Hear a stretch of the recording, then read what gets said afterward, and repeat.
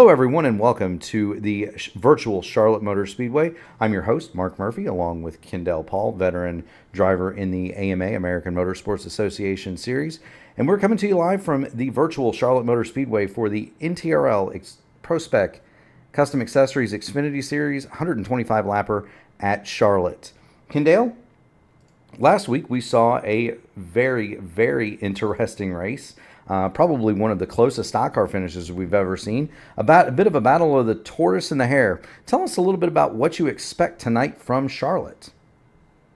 I would expect probably just about the same here at the Charlotte Motor Speedway. It's a 1.5-mile racetrack around this beautiful Charlotte Motor Speedway, and I mean it's kind of races kind of like Kansas and kind of like your other traditional 1.5 miles where you want to run that bottom, especially with these Xfinity cars. But the fence, running that fence line, may become a viable point, especially in the 1 and 2 area where you can where that corner just kind of eases back onto the back straightaway. Now in 3 and 4, it's a little bit tougher when that wall comes back out and jettisons out into the racetrack racing surface to come out and grab you, just for say. That's going to be a trouble corner for a lot of these drivers if you're going to run the fence, or even down the bottom, you get tight and you wash up the racetrack. But it's a very fun racetrack to do race at, and especially under the lights. Absolutely. And speaking of last week, Derek Welch took the win from Matt Sisler in a thriller at the line. Matt Sisler trying to coax every drop of fuel out of his Toyota, came up .004. That is 4 thousandths of a second short. Derek Welch gets the win. Chris Goins did have the fastest lap. Derek Welch led the most. Nick Biddy was your hard charger in that one. He came home 6th. We were caution-free at Michigan. That is not something that we anticipate will happen tonight. Charlotte is more narrow. It is a night race, and sometimes you see a little bit more risk-taking at night. Sometimes that brings out a little bit more fire in guys racing at night. So I do not anticipate that we will be caution-free. It is an interesting strategic race, though, and Kendall will get into more of that in a minute. This race is also hyper important because it is the first race of the NTRL Playoff Xfinity Prospec Custom Accessories Xfinity Series Playoffs. Right now, Chris Goins sits at the top of that table. Matt Sisler second, Alfie Sharon Jr. third, Seth Hawley fifth, and Joshua Moore on down. There are 20 drivers that are eligible for the championship at this point. We will go to 15 and then 10, and then finally we'll crown a champion at the final race of the season. Speaking of the rest of the season,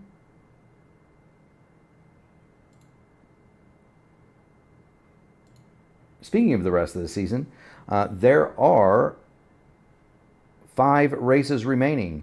Next week, we'll join you from the old configuration of Atlanta, so these guys better be prepared to have their tires chewed up.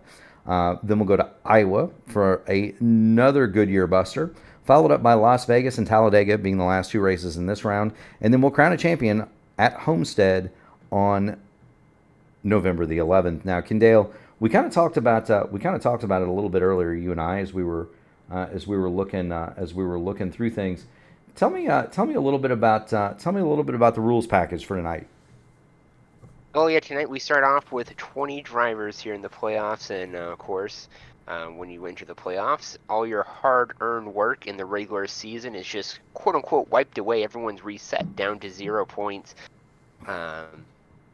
And like we said, you start off with 20, and I believe you go down to 15 after this one. So 5 guys will be eliminated after this round. So if you're kind of one of the bottom guys that just kind of snuck in the round for, say, like what me and Mark were talking earlier, is you might want to dice up the strategy and try to do something a little bit different than everyone else, just to get those positions. Like we said at the regular season finale, every single position, every single point you can grab is a significant thing coming into the playoffs and throughout the whole playoff seeds. So we'll have to see what all goes on here in the round of 20, and we'll see what 5 drivers are eliminated at the end of this one. Absolutely. Now, speaking of rules for this race in particular, and it does change a little bit from race to race, it is 60% fuel. So they get 60% of the full complement of Sunoco Racing gasoline for these machines. They will get 3 sets of tires for the race. So 1 on the car, 2 in pit road. Tires are going to come into play. We do believe the fuel window is anywhere between 40 and 50 laps, which should make this an easy two-stopper. However, there are tire cliffs, and there are points where tires simply do not degrade any longer. And so if these guys can save their tires, who's going to be willing to gamble? And it might be somebody that's in kind of the back of that playoff picture. Who's going to gamble and save a set of tires tonight, knowing they're going to pay the price early, but also knowing if they can hang on to that lead lap, they're going to be a rocket ship when it comes down to time to run for the money, because they'll be the only car with a fresh pair of boots. Speaking of Charlotte Motor Speedway, this track has been around for a long, long time. It was built, Kendale, in 1960. So it's one of the original super speedways in the United States. As a matter of fact, if my memory serves, only Indianapolis, Darlington, and perhaps Daytona may be older than Charlotte. This is a very, very old facility. It was originally built by Bruton Smith, whose family controls the racetrack today through Speedway Motorsports Incorporated, and former driver Curtis Turner. Laid out on the outskirts of Charlotte in the late 1950s, opened in 1960, and it's had sort of a checkered history. Bruton Smith gained and lost control of the speedway on numerous occasions. At one point, it was under a federal court trusteeship. Richard Howard owned it for about 10 years in the middle 1960s, the mid 1970s, and finally, Bruton Smith regained control in 1976, along with a promoter named Humpy Wheeler. Smith and Wheeler, of course, used Charlotte as the foundation for what we know today as the Speedway Motorsports empire. So Charlotte, Bristol, Atlanta, Texas, all of those tracks are under the SMI banner. They also have a radio network affiliation with the Indianapolis Motor Speedway, where they trade talent and so forth between the two. This track is 1.5 miles in length exactly. It is a quad oval, so kind of a double dogleg. It's not the traditional single arc like you'd see at Daytona or Michigan or other places. Those two turns do function as actual turns. It's not like Michigan, where you just hold the wheel in one place. You actually have to make those corners. The front stretch is banked at 5 degrees. The turns are at 24 degrees. They have raced many a machine here at Charlotte, from stock cars to Indy cars. The Roval dates back to the 1970s, so that's not a new thing, and you can see it there at the top of your screen. It is not a new thing, Kendale. They've been racing on the road course here since 1970, and as a matter of fact, if you want, race fans, you can go back and if you Google, or if you type into YouTube 1985 IMSA Charlotte, you'll get to see a race on the original road course configuration here with the original IMSA GTP cars, which is actually pretty cool. Currently, the track does sport not only the oval, but also the Roval. There is a dirt track and a drag strip at the facility, and it does have a karting track in the interior. Currently, the NASCAR track record was set by Jimmy Johnson, 28,598. That was the 2017 Coke 600. The Xfinity track record, 29,962. That's from Kyle Busch. He did it in 2020 for the Alsco 300, which is the day before the Coke 600. For the absolute track record, we can go to Kenny Breck, 1998 Visionaire 500K, which is a forgettable race in IndyCar history for a whole host of different reasons. 24,735. So continuing the mile-and-a-half tradition, about 4 seconds a lap quicker. The IMSA GTP cars, when they ran here in the late 80s, the road course was 3.621 kilometers.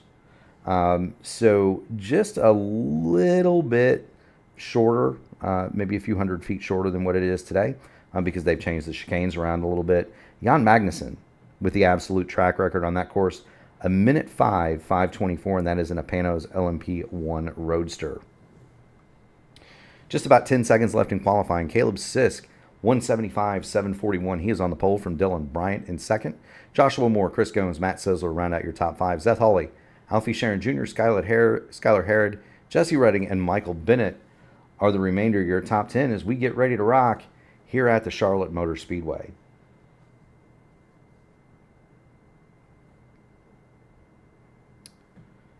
Time has ticked down.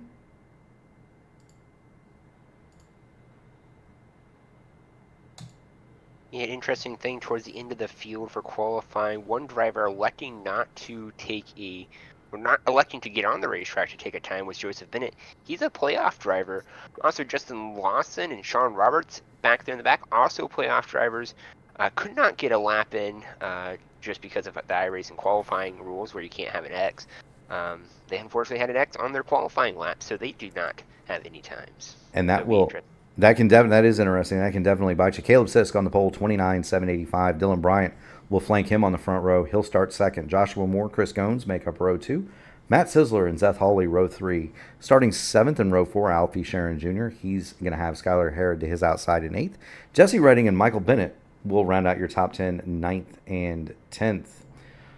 11th on the grid, Brandon Coleman. 12th, Tom Barris. 13th, Nick Biddy. 14th, Russell Endicott. 15th, good run for Ryan Pasacco. He'll be 15th. Outside of him, Joe DeVede for 16th. Benjamin McKinnon is 17th. Thomas Welch 18th. Mike Carvery 19th. And Paul Durkee will round out your top 20. 21st, Paul Ferdiani. 22nd, Joseph Bennett. 23rd, Justin Lawson. And Sean Roberts, not pictured on the graphic. He did not take time. Just to kind of look at the weather a little bit, it is 69 degrees ambient, 68 degrees in the air for tonight's event. As we get ready to roll 125 laps here at the Charlotte Motor Speedway.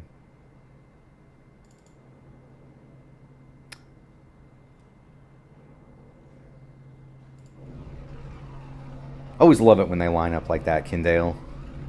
Yeah, we get 2 weeks in a row of that. Just a beautiful, you can see all the cars lined up. Like I said last week, one of the favorite starting styles that iRacing. They need to put on every single track. I don't know why they don't.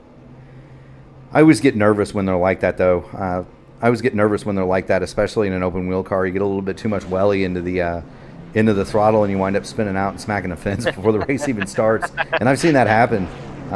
Seen that happen many a time. We do have quite a few people watching us, and we do want to thank you for that. Everybody join in the chat if you'd like to point something out. But the cars are rolling off the grid, and we are getting ready to roll again 125 miles here at the Charlotte Motor Speedway.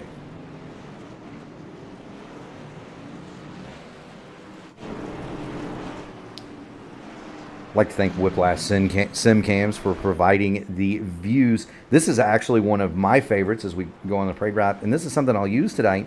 This is the view as if you were sitting in the stands at Charlotte. So this is what you'd see if you were in the infield along the back stretch. Pretty soon it'll change, and we'll see what you'd see going into turn 3. Always do, or from the turn 3 grandstands, really do enjoy this. It makes me feel like I'm almost there a little bit.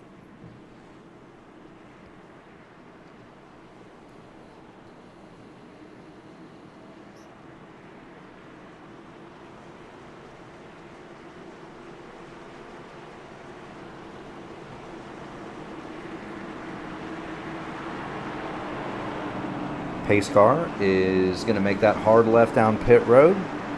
Field under the control of Caleb Sisk. We'll watch it from the flag stand. Barney's got the green flag in his hand. Green flag, green flag. And there you have it, race fans. The race is on. Caleb Sisk gets the jump.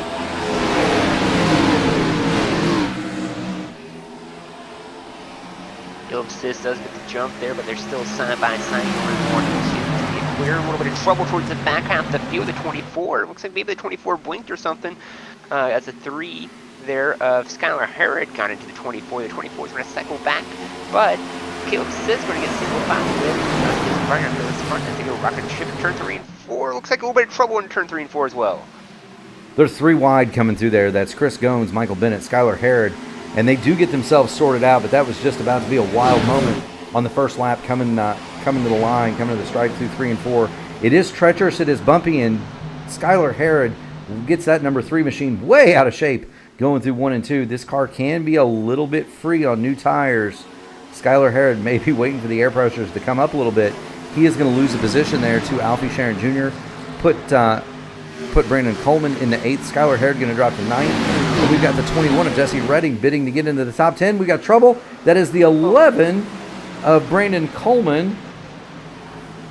He's going to go through the grass, and he saves the automobile, Kittendale. A heck of a save we stay green. Let me tell you, the playoff pressure is high because the elbows are already up here on lap number 2.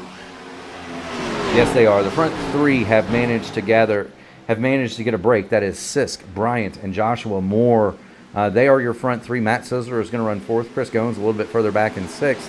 And then you've got a bigger gap back to the 64. That's Michael How Bennett. about front straightaway? We got more cars. One car flipping, 2 cars flipping it down the front straightaway. A big wreck here early on in this one. Multiple cars involved. At least 3, 4, 5, maybe 6 are involved. That is a wild ride that we just saw Joe David take. Thankfully, this is not a real car because that would have been tremendously tragic. He went end over end, and let's see what we can see for Joe David here. He's coming through 3 and 4, and the accident, I believe, has already. He's going to get in the wall a little bit, and then just absolutely, that's the 97 of Mike Carvu. 2 cars get upside down. The 12 of Benjamin McKinnon goes underneath the 8. Mike Carvu and Joe David both go barrel rolling down. Corvu hits the inside retaining wall on pit road before he can get it stopped. And let's show you what that looked like from the inside. This is from the inside of Brandon Coleman. Watch this, Kendale.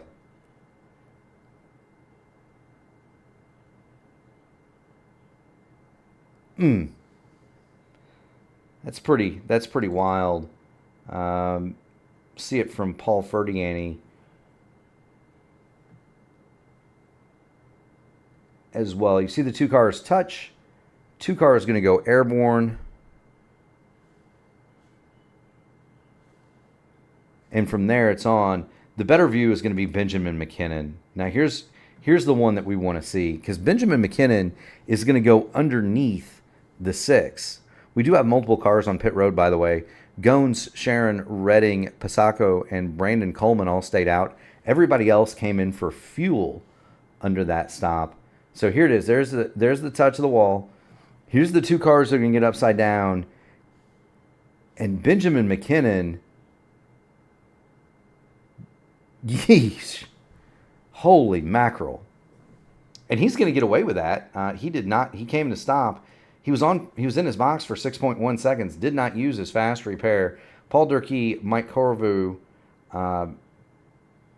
both did, but McKinnon didn't even get any damage out of that. How about that? That's crazy and extremely lucky for him. And also, I just kind of want to point out, like we saw at the beginning coming off for turn 4, and I think we're going to see this all night long, is people are going to hit that turn 4. Wow, I can't speak again tonight. The exit of turn 4 retaining wall. You just see them all just kind of follow the leader and hit the outside retaining wall. And I think we're going to see that all night, and we're going to see that be a big trouble spot, and it's already been a trouble spot here early in the going. Yes, it has. Now, as a reminder for our fans, Goins, Sharon, Redding, Pasako, and Brandon Coleman did not stop. Everybody else in the field came to pit road for at least fuel. There are drivers that are utilizing their fast repairs. Again, that is Corvo has used his, as has Paul Durkee. There are other vehicles, Joe David and Justin Lawson, that are under tow. Very easy to understand why Joe David would be under tow. He went for a wild ride through the infield. Now, I don't necessarily know, and perhaps you can elaborate on this, Kendale. What would be the advantage of coming to pit road to stop there for gas only? Just to run out a little bit further than you can. And I mean, like I've been telling my personal team, Interstellar Esports, when we're competing in the AMA series, is every chance you get to take to get fuel, every chance you get to take to save fuel is very important, because you never know when that extra gallon or extra lap's going to matter. Like we saw last week, Matt Sizzler, he probably would love to see that extra just 0.1 of a gallon in his tank to get him across the line. So it's very important to, if you're in the position where you're in the back and you're not going to lose anything if you come down and get fuel, might as well. So that's a huge thing to think about with these races that are trying to fuel save. It is, and you know, I come more from the open wheel side of the sim, and Gary Godso, the founder over at P1, is very fond of saying IndyCar drivers like to start saving fuel before the engine starts on pit road, and that's very true. We're always thinking about fuel. Same thing with these guys, though. They're mapping it out, and they're thinking, look, it's a 6-lap advantage under green. If I've got it, I might as well use it. I might as well take that advantage, because if I can run 6 laps longer, if caution waves during that pit cycle, guess what? We're going to have 5 cars on the lead lap. You've got everybody trapped a lap down, and some of them perhaps 2, depending on track position. And that's just fewer guys that you have to worry about racing toward the end. We should be getting close here to 1 lap to green. That is the pace car out there, and I do not see lights.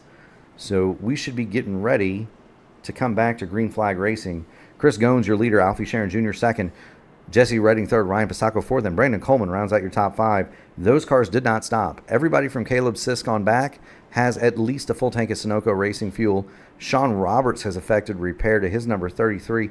He spent 40 seconds in his box to repair the damage to his automobile. Joe DeVete and Justin Lawson, by the way, are still either in the pit lane or under tow. They are 3 and 6 laps down, respectively. Well, I take it back. Joe DeVete has made it back out onto the speedway, but he is 3 laps down. Never say die. Lucky dogs and cautions and so forth can help you out. The field is under the control of Chris Goins, and we are going to go back to green, and Goins gets the jump on Sharon. Redding is going to slide to the inside of Pasacco. That's 1, 2, 3, 4. Caleb Sisk got the break on Brandon Coleman. He'll go into 5th. And Chris Goins with an edge jump. He's clear by 3-4 car lengths. Alvin Sharon Jr. now working on that second spot to get clear of Jesse Redding. He does so, but we might have a battle for third, Ryan Pasocco taking a look on the inside of Jesse Redding in turn 3 and 4, but look at this Hornet's Nest behind him. Look at Caleb Sisk now coming to the top side of the racetrack to battle for 4th. That is a treacherous move that was just made by Caleb Sisk. You can get yourself in a whole lot of trouble going from the bottom side to the top side like that. He makes it stick. Put Sisk to 4th. Dylan Bryant going to come around the top side. He'll go to 5th. He immediately loses the nose of the number 8. He'll slide backwards, and Dylan Bryant goes back from whence he came. He is back to 6th, and he is under fire from Michael Bennett in the 64 and Matt Sizzler in the 93. Turn number 3 looks like Nick Fitty around. Going to collect a couple more cars here in turn 3 and 4. Turn 4 is going to strike once again, and it's going to claim a couple of other cars as well. Got the camera on Brandon Coleman there. Tough break for him. Yes. Tough break for Brandon Coleman. And let's see what we can see. Accident had already started by that point. Give it one more click on the old P1 Broadcasting Wayback Machine. Is that a case of apron bad there? And just kind of turned it loose with him, and then you get the 24. Zeth Hawley gets in the back of him, and poor Skylar Hare just nowhere to go. Now Coleman saved his fast repair after having gone under the number 6 car on the previous melee. I believe he's going to need to get the fast repair now. He's already on pit road. Yeah, and I'm looking at the replay now. Brandon Coleman, honestly, everything started off in turn number 2 for him. He got loose coming out of turn number 2, lost a whole bunch of spots, and then I can't see from this view. He does clip the apron and sends him up to the 32. So, I mean, we saw 4 or 5 cars do that earlier. Like you said earlier, it's going to be interesting who has damage and who doesn't in this one. Absolutely. Now, speaking of pit stops, Chris Goins, Alfie Sharon Jr., there's your front 2. They did not stop. Caleb Sisk did not stop, nor did Jesse Redding, Michael Bennett, and so forth. You've got to go back to Dylan Bryant. He was the first car to come to pit road. So Bryant in 12th, from 12th on back, they have stopped and gotten the additional 6 laps worth of fuel. So we work lap 12 of 125. Everybody from 12th on back has fueled, so they are back at 0. Corvu, McKinnon, Durkee, Welch, Biddy, Sizzler, Michael Bennett, Caleb Sisk are all out there with just 6 laps of Sunoco Racing fuel burned off. Chris Goins, Alfie Sharon Jr., and Jesse Redding, they have not yet stopped. Now, a lot of that S4 guy. That's a good one. I won't read that over the air, but that's a good one. The more this goes under yellow, it just benefits the guys that haven't stopped, does it not? Yeah, for sure, because now they can extend that fuel run even more, because now you're saving fuel, turning the car off, putting the clutch in, and just kind of relaxing, per se. It's going to put these guys that went down pit road, they might still have a little bit of an edge, but it's going to start slowly going away because you're not going to have to run as far, per se, or save as much under the green flag conditions as everyone else. Now, there's what Kendall's talking about. So we're on board with the leader, Chris Goins, and you can see the tachometer there. It is at 0. That car is not running, so he's shut the car off. He's got the clutch in. It'll get down to whatever speed he determines that he is comfortable with. He'll step on the clutch, and he'll let his foot off the clutch. The car will start. As soon as he gets close to the pace car, he'll let off again. There is an art form to that, by the way. We don't use it as much in open wheelers. As a matter of fact, I once very famously spun while leading a televised race at Texas doing that. I got my clutch bite points a little bit cattywampus, and around I went in front of the field under yellow. That was not my best night. But there's an art form to doing this where you can save a ton of fuel. Normally, the rule of thumb is you get 3 laps under yellow for every 1 lap of green. If you're doing what Chris Goins is doing, you're likely, Kendall, you're making that 4 or 5 to 1, right? Oh yeah, for sure. And like I said, it is an art form, and there's people that do it better than others, and that really reflects when you do have a fuel mileage race. Now, if this doesn't, it doesn't hurt them to be fuel saving if it doesn't turn out that way. But if it is a fuel mileage race, we're going to see who has that artistic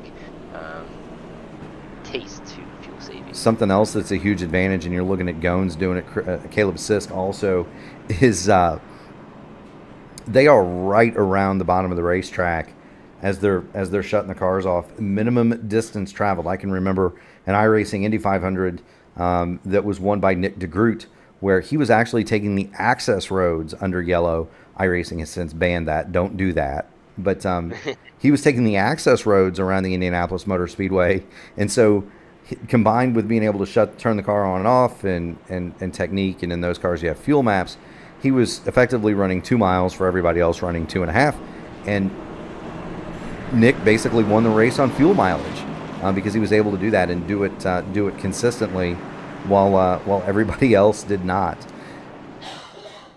But that was a long time ago. That was a fun night. I think I ran like 3rd or 4th in that race. It's probably my best result in the iRacing 500. Never mind that now. The lights are out on the pace car. The field is under the control of Barney and Chris Goins. And away we go. Coming to get lap 15 of 125 here at the Charlotte Motor Speedway.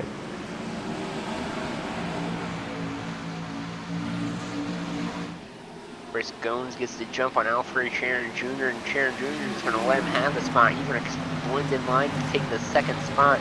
But Caleb Sisk is all over that back bumper looking for 2nd.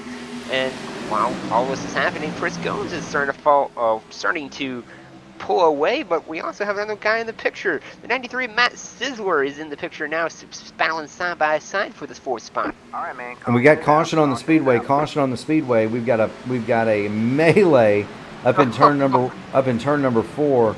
Several cars involved. That's the 44 of Paul Ferdiani. Brandon Coleman is in it. You've got the 12 of Benjamin McKinnon. Nick Biddy also involved. Seth Hawley. Whole host of machines have come to grief here. And let's see if we can't figure out kind of what transpired. We're looking at the 55 of Tom Barish. just trying to kind of see what we can see. Now, it starts ahead of him. It started ahead of him with the 12. Okay, so here we have it. So you've got the 3 of Skylar Harrod going to the inside of the 12. That's Benjamin McKinnon, and it started before them. That would be the 32 of Nick Biddy. So we need to continue to unravel this. Nick Biddy is racing with the number 9. That is Thomas Welch. Goes into 3 and it just kind of turns loose with him, and he's trying to save it. Zeth Hawley kind of unsaves it for him, and then everything else breaks loose from there. Several cars. You can see the 57. That's Russell Endicott getting a piece. The number 2 of Ryan Pasacco. He'll take a pretty good lick. But there were 6 or 7 cars there that took damage. You've got the 11. That's Brandon Coleman. He is already disconnected, or is under tow. One of the two. He has put that thing on the hauler, so he's on his way home back to the race shop. he has said, "I've seen enough." Brandon Coleman, he was involved earlier. Now we're looking at Nick Biddy. He's trying to catch the field, and we'll get back to our leaders because I am also going to surmise that we're going to have several cars on pit road. There's Josh Moore. He was involved in that accident. He was involved in that accident. Paul Ferdiani has been to pit road. He took his fast repair there. But kind of what we talked about last week, there's an art and a strategy to using those fast repairs. And I have a feeling these guys would much rather not use them this early. Lap 17 and 125, is that a fair assumption? Oh, 100%, because you never know. Now, this is the third caution already here on lap number 17. What is going to happen later on? I mean, if you only have the 40 seconds worth of damage, you might as well just have the manual 40 seconds worth of damage and fix. You don't want to use the fast repair for something that's minor. Also, there's also, like we talked before in the past, is that fast repair will give you a free set of tires. So do you wait to use that at the end as well? That sort of deal. And I mean, I want to point this out. I'll apologize to Nick Biddy. I mistaken him for the other caution, and now he's involved with this one. So I'm going to take broadcaster curse on that one. You absolutely should. Bad Tyndale. Bad. Knock on wood, right? Knock on wood. We do want to go ahead and pay some bills here while we're under yellow. Remind you to accelerate your success with Track Bar Media, tailored for small business owners. We craft dynamic social media content, custom iRacing videos, and unique merch with no minimums. Maximize your reach with our national billboard placement and meet our elite Track Bar Motorsports esports team, Track Bar Media. Affordable, impactful, and fast. Race on over to www.trackbarmedia.net now to learn more. Beadle's Custom Car Carriers. They create 1/64 scale model car carriers. We also make their own kits in-house. They can make trucks to your spec. Check them out. That's at Beadle's Custom Car Carriers on Facebook and at Beadle's, Beadles, on Instagram.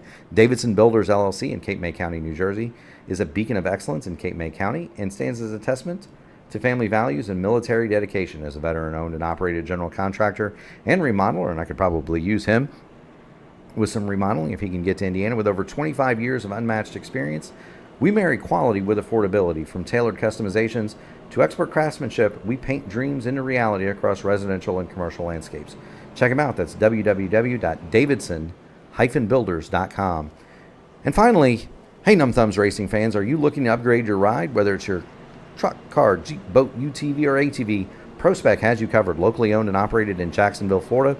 That's in Duval County, folks. Prospec specializes in high-quality accessories and installations that take your vehicle to the next level. From custom lighting like underglow and rock lights to top-of-the-line sound systems and backup cameras, we've got everything you need to make your ride truly yours. At Prospec, we bring your vision to life with precision and care. Visit us today and see why we're Jacksonville's go-to source for all things automotive and beyond. Prospec, where quality meets customization. We are 19 laps complete out of a scheduled 125 under caution here at the Charlotte Motor Speedway in the Prospec Custom Accessories NTRL Xfinity Series.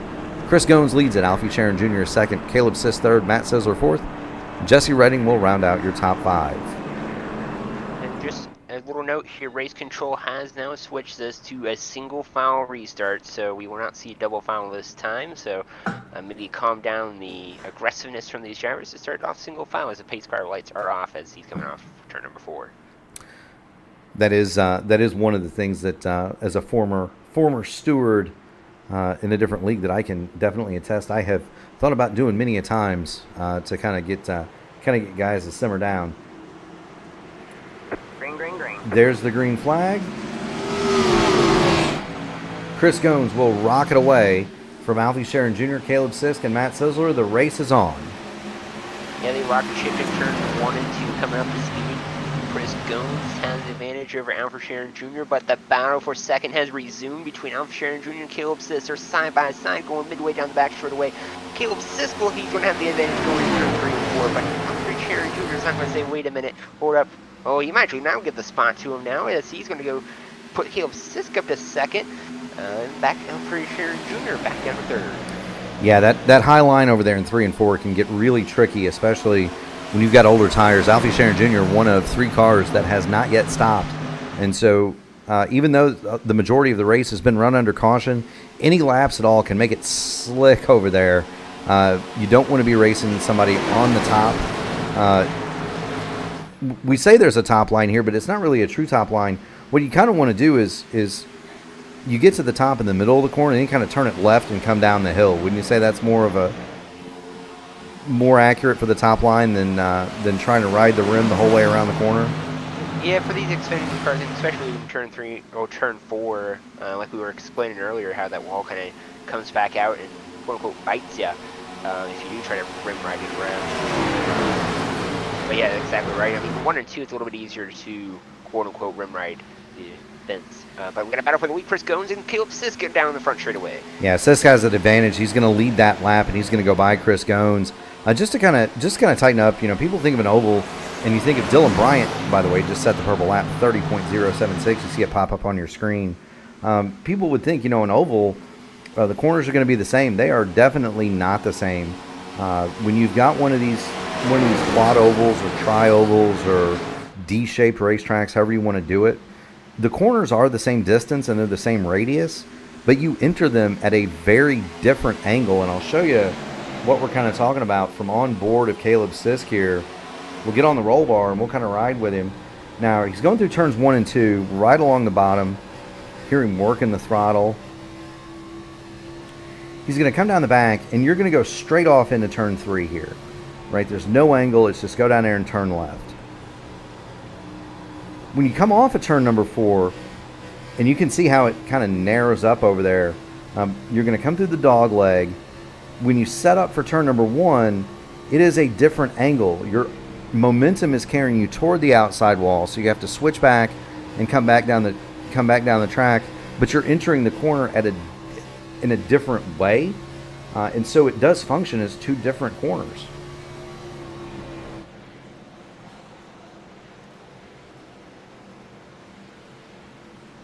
Meanwhile, back at the front, Chris Gomes and Alfie Sharon Jr. have managed to stay in touch. I don't think we're going to see one guy run away and hide tonight, Kendale.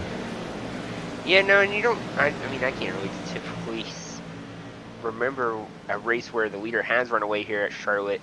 It normally stays kind of like this: the top 3, 4, 5 kind of stick together. But we're seeing Dylan Bryant. He's starting to work his way through the field. He just pat Matt Sizzler for 4th, and he's hunting down Alfred Sharon Jr. for 3rd, as Sharon Jr. made a look for Chris Gomes for 2nd. Yes, he did, and that's a very fast number 8 Toyota there. All right, man. Caution is out. Caution is out. Oh! There was a car in the middle of turns 1 and 2. I believe it was Justin Lawson, and he is no longer. There it is. Okay, so here's Justin Lawson, and we're going to try to figure out what happened to bring out that yellow, because there he is, stopped.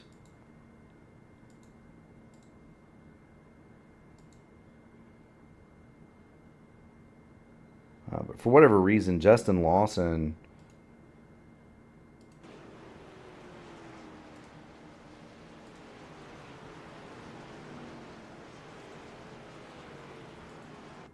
had his car pulled to an absolute stop there. And I don't know if you've gone on the onboard of Lawson yet, but it kind of just seems like he gets on the throttle and it sounds like maybe like a hardware issue, maybe possibly, because everything just kind of freezes, the throttle goes down, and yeah, we're watching it here, and that's definitely possible. And maybe that's the reason for the delay of getting towed, because that's just a weird spot for a mistake to happen on that straightaway there. Yeah, that does function. That does look very much like a hardware failure, because he's not able to get on the brakes and stop the car. Even he's not trying to correct it at all. It just comes to a stop on its own accord. What happens at home, for people at home that don't know this, and Justin Lawson has disconnected, but what happens for the people at home is when you are, and we've had wholesale pit stops here. Again, I do not see any tire changes. Everybody stopped with the exception of Nick Biddy. So Biddy is going to be your leader.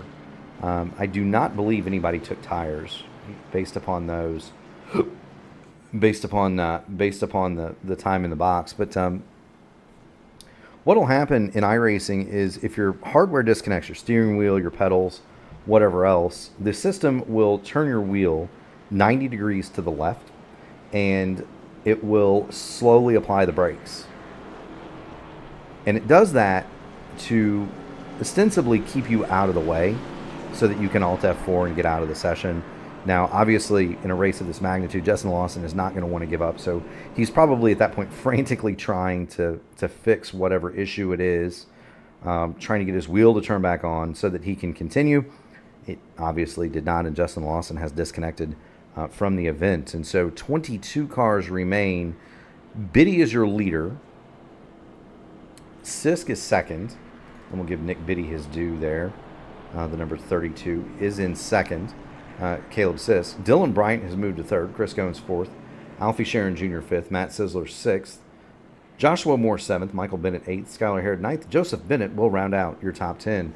Jesse Redding is in 11th. Now, he was on pit road 10.5 seconds. So Jesse may have taken tires there. Paul Durkee is 12th. Sean Roberts 13th. Benjamin McKinnon 14th. Ryan Pisacco 15th. Thomas Welch 16th. Tom Barris 17th. Paul Ferdiani is 18th. And Mike Corvo will be scored 19th, although there's some jockeying going on there back in the pack. Zeth Hawley is 1 lap down. He is 20th. Russell Endicott 1 lap down. He is 21st. Joe DeVede is still on the speedway. He has scored 22nd, 5 laps off the pace. 3 laps. It says +3 on the pylon. We show what the gap to the next car is, not necessarily what the gap to the leader is, just in case you're wondering. I'll change that, and it'll show them correctly here. So, Kendall still have not used that set of tires. Yeah, that fresh Goodyear set, both sets are still down on the pit wall for a lot of these drivers. And I mean, I just did a couple of calculations or whatever. Don't quote these numbers per se. I think we're talking about around 40 laps of fuel. So I would say around, if we stay green, we could see, if you're going to try to stretch it on fuel, around 68 to 74 is when we're going to see a fuel stop if this were to go green to the end. For those guys that just did pit now, as we get the 1 to go signal, and it looks like we're going to stay single file for this restart as well. So if we do go, if we stay this green, I would say probably here in 38 to 44 laps, we'll see around the green flag pit stops, and they'll definitely want to take those Goodyear tires. As these Goodyears are going to be kind of scuffed up a little bit. Yeah, these are going to be getting a little bit long in the tooth if they go to lap 70 or so, and you know, it doesn't seem like you would. But you can have tire wear under caution. You certainly have it at Darlington, Rockingham, places like that. We see it on the open wheel side at Iowa. The tires wear under caution. I don't know if Charlotte is quite that rough. But you can wear the tires just a little bit under yellow depending on depending on what you're doing and how you're doing it. But it'd be interesting to see. It'd be interesting to see what guys do. Are they going to, you could theoretically stop at lap 85 and then lap 45 and run it backwards. You could split it up into evens. You could go all the way, and we don't need that much more yellow. You'd be able to make it. The field comes off of turn number 4. Nick Biddy has control. Green, green, green. Green is out, and racing resumed. Biddy gets the break over Sisk. Dylan Bryant is third. Yeah, Biddy's going to get the jump. Sisk's going to get a wonderful jump on Dylan Bryant. There's 4 or 5 car lengths, so that's going to make the lead. Battle for the lead basically exclusive between these two. Caleb Sisk, he's just going to drive right around the outside lane of Nick Biddy. He's going to take the point down the back straightaway, and looks like there might be a problem with that 32 machine as he's just sort of on the free fall as he's going to fall within the realms of Dylan Bryant. Dylan Bryant's going to look for that second spot here on the front straightaway. Yeah, Nick Biddy's got some prior damage from those previous fracas. He has used his fast repair, but you can tell. You look at the nose of that. Mustang. It's a little bit bent. Dylan Bryant has rocketed past Nick Biddy into second, and then Biddy is now going to come on under fire from Chris Gones and Matt Sisler. They're lining up. They want to go to the front, and what they don't want is for Bryant and Sisk to get out ahead of them. No, they don't, and I mean, got a kind of a 2-car breakaway, and we're kind of seeing 2 lines starting to form with the leader, Dylan Bryant. He's going to run probably about a lane and a half off the retaining wall. Caleb Sisk going to continue to paint the blue line there. They both got down the bottom lane, so is tire management going to be a thing for these 2 drivers? That's something, the question to be had with these 2 drivers. I'm sure the front, 1 second lead. Sorry. Yeah, I mean, we have seen in past races, Dylan Bryant has been the rabbit. He's been willing to go to the front, use up his stuff, and let the chips fall where they may after the good has gone from the good years. Caleb Sisk is on the flip side of that, been one of the guys that we've seen is able to manage his tires the best. So it'll be interesting to see here is Bryant going to make Sisk run harder than he wants? Is Sisk running what he feels he needs to do? And is Bryant going to toast his tires here? Time will tell. The answer to that question isn't going to come, though, for about another 10 or 15 laps, I wouldn't think. Yeah, and I mean, now you're going to put Dylan Bryant to the point. Caleb Sisk gave him a little bit of time. Practice Sisk because he stayed in the bottom, hung tough down there on the bottom.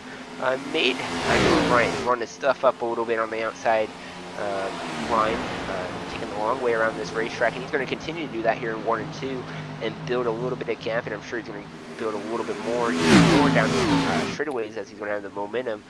So Dylan Bryant going to take the point for now. Caleb Sisk going to ride in second. Chris Gones, so you can't count him out. Looks like he's starting to reel those 2 leaders in.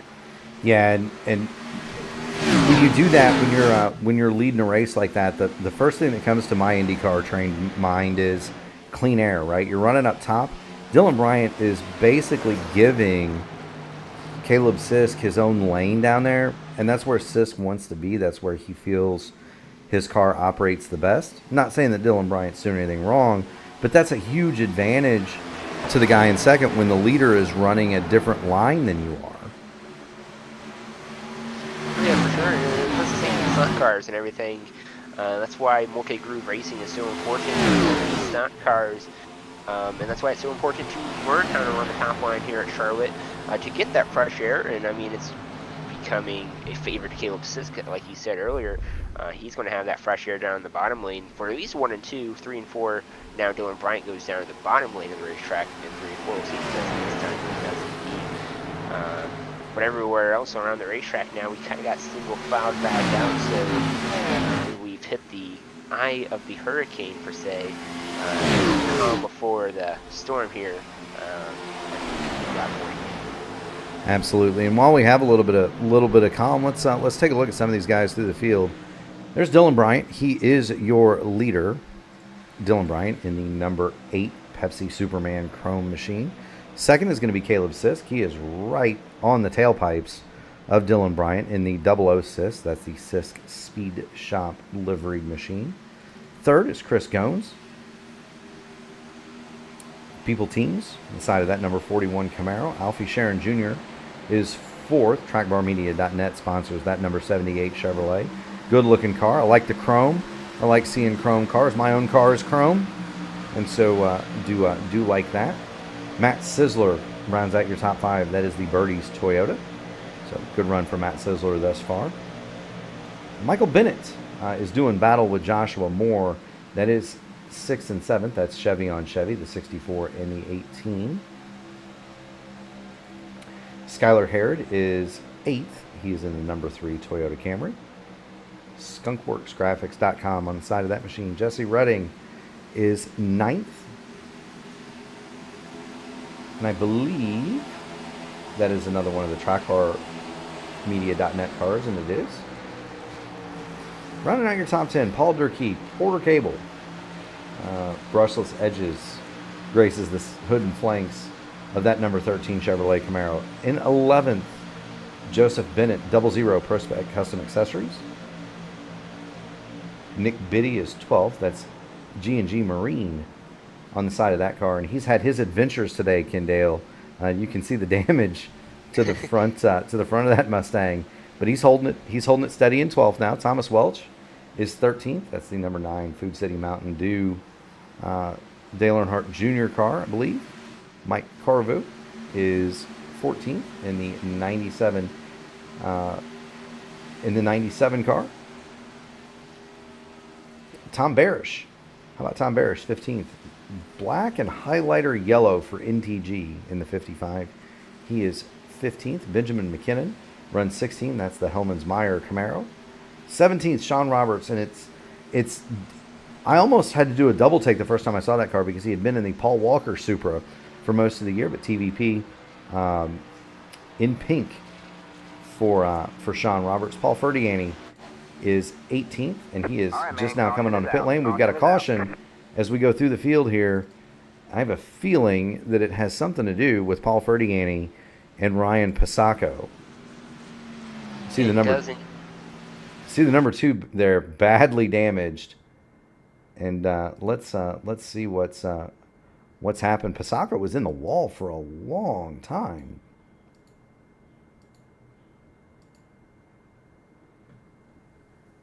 So Pasacco gets into the back of Sean Roberts. They collect. Pasacco goes hard right. That collects the 12 of Benjamin McKinnon. All 3 of those cars go into the wall. And then Pasacco just, the 44 of Paul Ferdiani, hard in the back of the 12. And then Pasacco just couldn't get it off the wall, it appears. See the front wheels not turning. And you can see the right front there is perpendicular to the chassis, and that's not what you want. So tough break for those drivers. We'll go back live. As you see now, the right front no longer exists on the number 2. He is under tow, as is Joe David in the number 6. David has already used his fast repair, by the way, as has Paul Ferdiani. He is back out on the speedway, or headed back out on the speedway, but he is going to be under repair for quite a long time as everybody comes down pit road. Not everybody. Chris Goins comes down pit road, but the leader, Caleb Sisk, Alexis Day. It's going to be interesting if there's going to be 4 Goodyear tires on this Chris Goins machine. Is he going to bring it to the box, bringing attention to his crew? We'll see if the left, right sides go up. It doesn't seem like it. So gas only for Chris Goins. Also for Dylan Bryant in that 8 Superman machine there as well. Alfred Sharon Jr. as well, fuel only. Yeah, I didn't see anybody. Go up on the jacks there, Kendale. And I'm looking. There's Nick Biddy, in the 55 of Tom Barish. Now Biddy has been involved in several accidents, but I did see the right side of the 55 up in the air, so it's possible that he could be getting tires here. And I mean, honestly, it wouldn't be a bad idea to get tires. We are in that window of if we were going to stay green. where your first green flag fuel stop was going to be, and kind of where we kind of expected the first stop to be. Was around that 40 mark, so I'm kind of surprised we didn't see anybody take tires, but also not surprising at all, really, as well, because of how many cautions we've had early in the going. Yeah, I mean, with the way that this is going in High Albert, and absolutely go Team All Star. With the way that we've seen this go, a few green flag laps and a caution, a few green flag laps and a caution, we're just now at a third of the way through the event. If it keeps going like this, you're gonna want a set of tires at the end. It's almost like a game of poker, right? Know when to hold them and know when to fold them. And if you can look around the table and you can't see the sucker, then you're it. I almost feel like getting tires here, it could be a huge boon. It could be a huge boon to a car like Tom Barish, who hasn't had the speed to take some tires. But then on the flip side, if you get another yellow, now you're at the disadvantage, because the minute that you take them, now everybody else, if there's another yellow in 5 or 6 laps time, they're going to come get theirs just at the drop of the hat. In your advantage, you're going to go to the front of the field, but now you're on the old tires instead of them. And it's all about, it almost seems like playing a round of rolling the dice, seeing what happens. Just word in from race control, this restart will be double foul, so we'll see how things shake up here, as we had the last two were single file, and now we're gonna have a double file restart. So some more excitement here at Charlotte. And I'm all about excitement, Kendale, for certain sure. Heck yeah. we're looking at Caleb Siss there behind the Ford Mustang iRacing pace car. The pace car driver has a name, does he not, Kendale? And I can never remember. Barney the flagman, but who's driving the pace car? He does, because I remember the whole debate of who the name should be, because we named Barney, but we never named the pace car driver. I honestly can't remember. Now the fun thing is for the fans at home, the pace car in iRacing is actually hollow. And so one of the things that I like to do to my good friend and fellow P1 broadcaster, Gary Godso, and I do it on Friday nights when we run the AMA Truck Series with Ken Dale, and is I'll drive my car right into the pace car, and it looks weird, but it's just kind of a funny joke, right? The old messing with Elmo thing. But you can actually drive in iRacing. The pace car is hollow. You can drive right up to where the driver sits. You can see what radio station he's listening to, what gear he's in, all of those things. We get ready to go back to green here. Caleb Sisk leads it. Michael Bennett second. Joshua Moore third. Skylar Herod fourth. Chris Goins will round out your top 5. From Goins on back, they have stopped for gas. Sharon Jr., Dylan Bryant, Matt Sisler, Jesse Redding, Joseph Bennett round out your top 10. Paul Durkee, Sean Roberts, Tom Barris, Thomas Welch, Nick Biddy, Mike Corvu, Zeth Hawley, and Benjamin McKinnon. Light you back on the pace car. We're not going green this time. We are not going green. Another word from race control, the 18 of Joshua Moore. He's going to get an end-of-line penalty, for sure. The reason for that, but that's the reason why they delayed caution. We had to send him to the back of the field. So we'll see the 18 of Joshua Moore drop to the back here. One more lap. It'll be 50 complete this time by. That's 75 to go. And the more this stays yellow, the more it favors the guys who did not stop. Although I would assume, for the guys that don't have tires, now I would assume, and we're going to have to watch Tom Barish, he did a minute and 6 seconds worth of repair to that number 55. We know he has fresh tires. This long caution has been a boon to those guys that were involved in accidents earlier, either didn't have their fast repair left, or they just wanted to fix some damage. It's been a good thing for them, and I see Josh Moore blinking back there, and I think that might be the reason for the end of line. It could very well be, because he's been having that problem for quite a while now. We saw him battling, and it's kind of hard to follow that battle just because of Joshua Moore blinking. And like we said in the past, it's scary to battle a guy that's blinking, and unfortunately the guy that's blinking can't do anything about it because it's an internet thing. It's all part of the esports racing deal. All right, man. But we're going to have another time around. We are not going green. So the lights will go back on the pace car one more time. Let us know, Kendale, if you hear what race control is saying. We obviously, for the broadcast, do not have the voice channels active.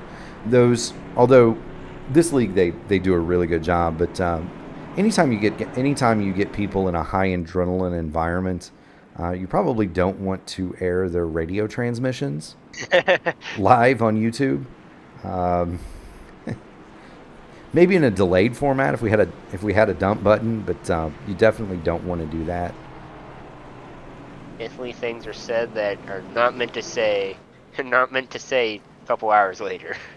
No, and there have definitely been times where I have keyed that mic and said something that I regretted a couple hours later, for certain sure.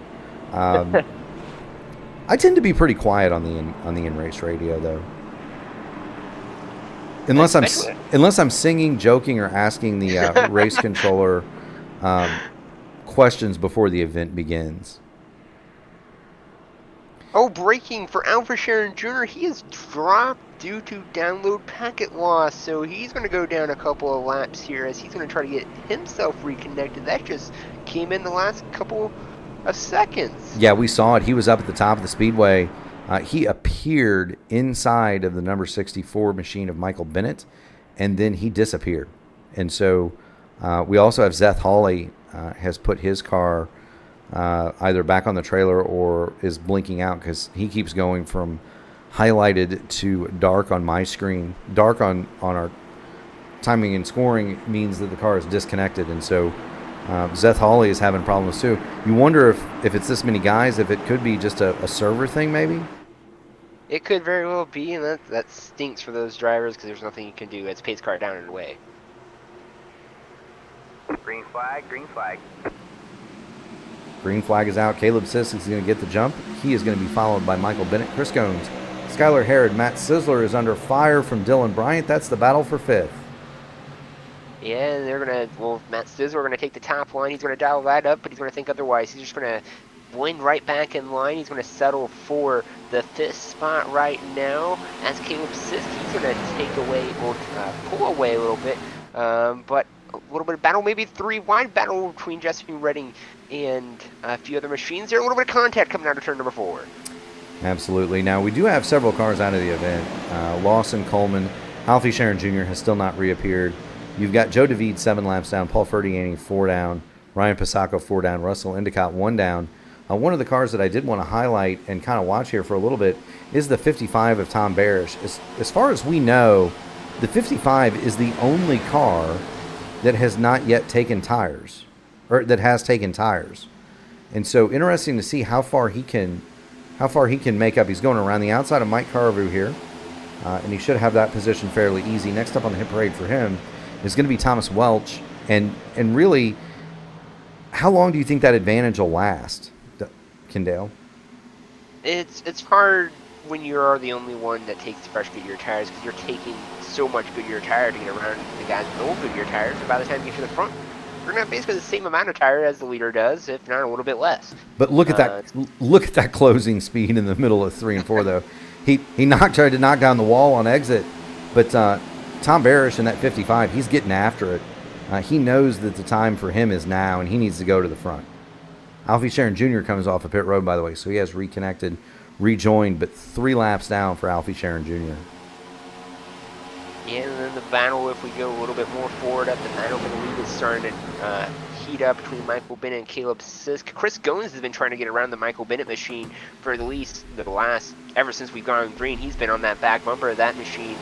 But now he's going to take a look to the outside, and Michael Bennett says, hold on, wait a second, buddy. I'm going to give you a little bit of dirty air. But Chris Goins, he's going to get a massive run on the outside side by side for the second spot, and Michael Bennett's going to check up. Ooh, contact. Chris Goins. We have contact, and we saw all that from the best seat in the house. We're on board with Dylan Bryant watching that battle. A little bit of coming together there between Chris Goins and Michael Bennett. Bennett's going to drop back to 5th. We continue to ride on board with Dylan Bryant. Now we're gonna get off of there, and we're just gonna watch the battle now. Bennett is still to the inside of Skylar Herod, and that is for the 5th position. The 64, they kind of had a little bit of a coming together, coming off of 2 there. Just two cars going for the same piece of real estate. Meanwhile, the 64 and the 3 are very evenly matched. They're going to bang doors a little bit. still side by side coming off of turn 4. Yeah, they are side by side coming to the D oval as Michael Bennett and Skylar Harrod's going to battle for the 4th spot. Going to be using some of that Goodyear to hold off the position as the top 3, and they're holding door to door the 3 to the outside retaining wall. Yeah, he just scuffed it a little bit coming off of turn number 2. That's going to give the position to Michael Bennett. They were racing awfully close there. The 64 will gain the position. Skylar Harrod move him back to 5th. Interested observer and all that was Matt Sisler. He's second in points, thinking, please don't wreck in front of me. Please don't wreck in front of me. And that's something that you can't. That's something you can't discount here. Everybody wants to win the race, and we'll go back and look at the battle for the lead here because it continues to be hot and heavy between Chris Goins and Caleb Sisk, who is the leader. Goins going to drop it to the inside down the back, and he'll try to take the position away from Caleb Sisk. It's one of those two where, you know, if you're in the championship battle, most of these leagues, they do have, you know, some amount of prize money. The prize money is paid at the end. It's not paid on a race-by-race basis.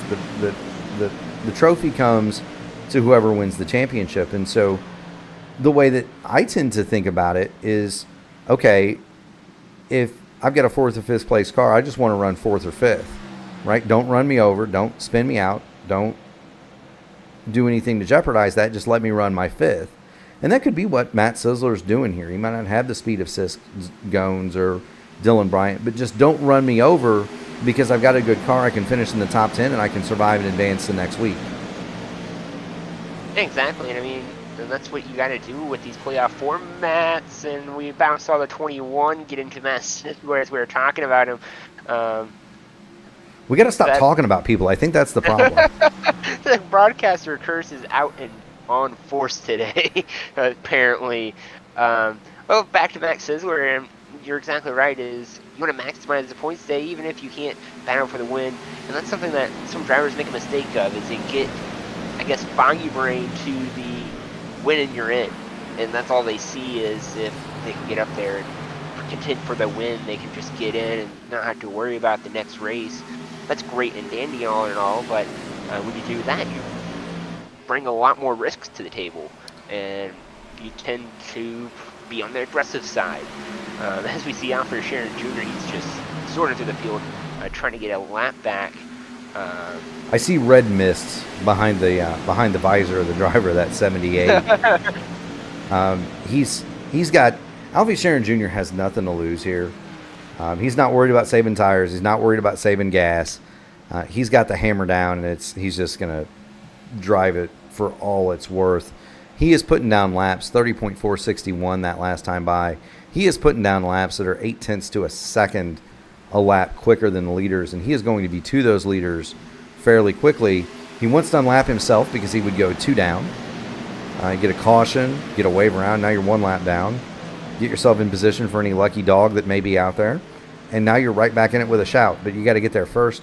Alfie Sharon Jr. goes by Dylan Bryant, and my guess is he'll make pretty quick work, and we'll go inside of his car. He's going to make pretty quick work of Chris Goins and Caleb Sisk, and then he'll be 2 down.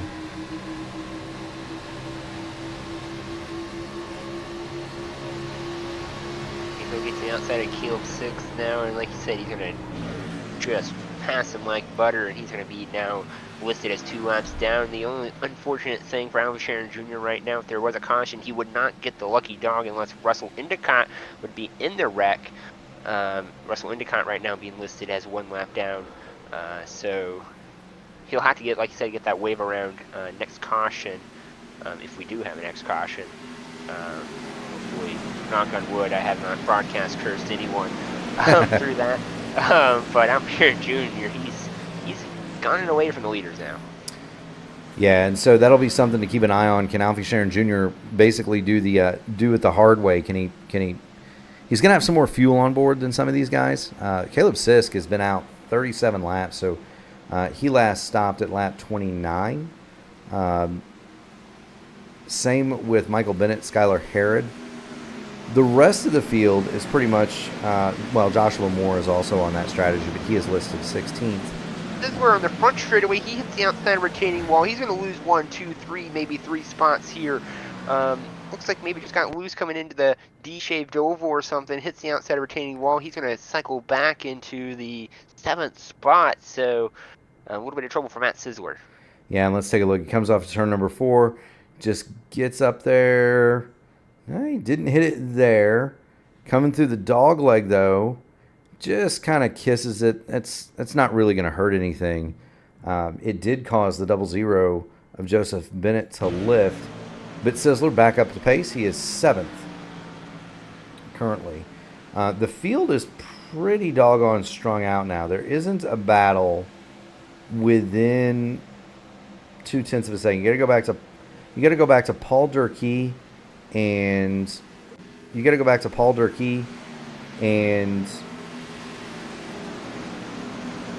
Sean Roberts to kind of find a battle here that's relatively close. You've also got Jesse Redding all over the rear end of Skylar Herod. That's the 21 versus the 3. Ryan Pasacco in the number 2, he is 20th. He scored 4 laps down, so he's not a part of this battle. Although he's going to be trying to do the same thing as... Whoa! Careful, boys, careful. And Skylar Herod is going to come to pit road, and so is Joseph Bennett, or Michael Bennett, excuse me. They've had enough. So all those cars... matter of fact, a ton of cars are coming to pit lane here. And your leader, Caleb Sisk, is also down pit road as well. Yep. So let's watch the pit stop for Caleb Sisk. He brings the number 6 in. He has not taken tires yet. He is taking tires now. So this is going to be one set, and then I'm assuming that we're going to see them come back and grab their second set at some point, and I'm sure they've mathed it out, right? Tom Barish coming off the pit road there behind him. Barish did not take tires. He was just fuel only there. But my guess is we're going to see him come in somewhere 100 to 105, depending on what the tire deg is, Tyndale. Yeah, right around there. I mean, it depends if we have a caution or not. This pit road, like Michigan, is a really hard pit road to get down to. Especially with the water barrels on the side there, that's a real big risk to hit those. Again, hopefully not for a broadcaster's curse there, since I mentioned it. But Chris Gomes continues to lead. This one, he's going to see. It's going to be interesting how long he stretches it out, especially when you stay out longer and longer. You're giving up the time to those guys that just pitted. That put those fresh Goodyear tires on, but we saw him, Chicagoland, where he did that and he was just fine. He had the 5-lap fresher tires. He drove right back through the field, so I think that's all Chris Gomes' plan right now. Dylan Bryant, I believe, is the same strategy there as well in the second spot as a good on the back straightaway. Yeah, and we're looking at Sizzler and Joseph Bennett. This is probably the closest battle on the course. It's Bennett in 5th. Sizzler in 4th, Bennett in 5th. You've got Sean Roberts creeping into the picture there in 6th. Now, Caleb Sisk, the last time by, so here's the new tire differential. Chris Gomes leading the race, 31.665. Last time by, Caleb Sisk, 30.466. Fastest lap of the race right now is Joshua Moore, 30.164. That was set very early on in the going. But yeah, a lot of time being given up to Chris Gomes. Now here under the race, or the driver's radios, another round of pit stop to maybe forming here as 12. He just speed up. He's going to come down to the pit lane here shortly. Still the question remains, how long does Chris Gomes stay out with Caleb Sisk running the 30.4s, and he's running the 30.7s, or the 31.7s. Sorry. I think the strategy here is to try to make it to lap 80. I think if you can make it to lap 80, you can get home fairly comfortably with one more stop. And Chris Gomes, Dylan Bryant, Jesse Reddick, Matt Sizzler, Joseph Bennett, Sean Roberts, Nick Biddy, Thomas Welch, Mike Carvu, those guys all have, they should have enough fuel to make it there easily. And so, is it going to be quicker to do 2 stops and turn your car into an absolute rocket ship? Or is it going to be quicker to do it in one stop. Usually, in my experience, the one stop is always quicker than trying to do it in two. Usually. As we were talking about a Chris Gomes now going to bring his Chevrolet down to the pit lane. So is the 21 is Jesse Redding. He's going to bring it down to pit lane as well.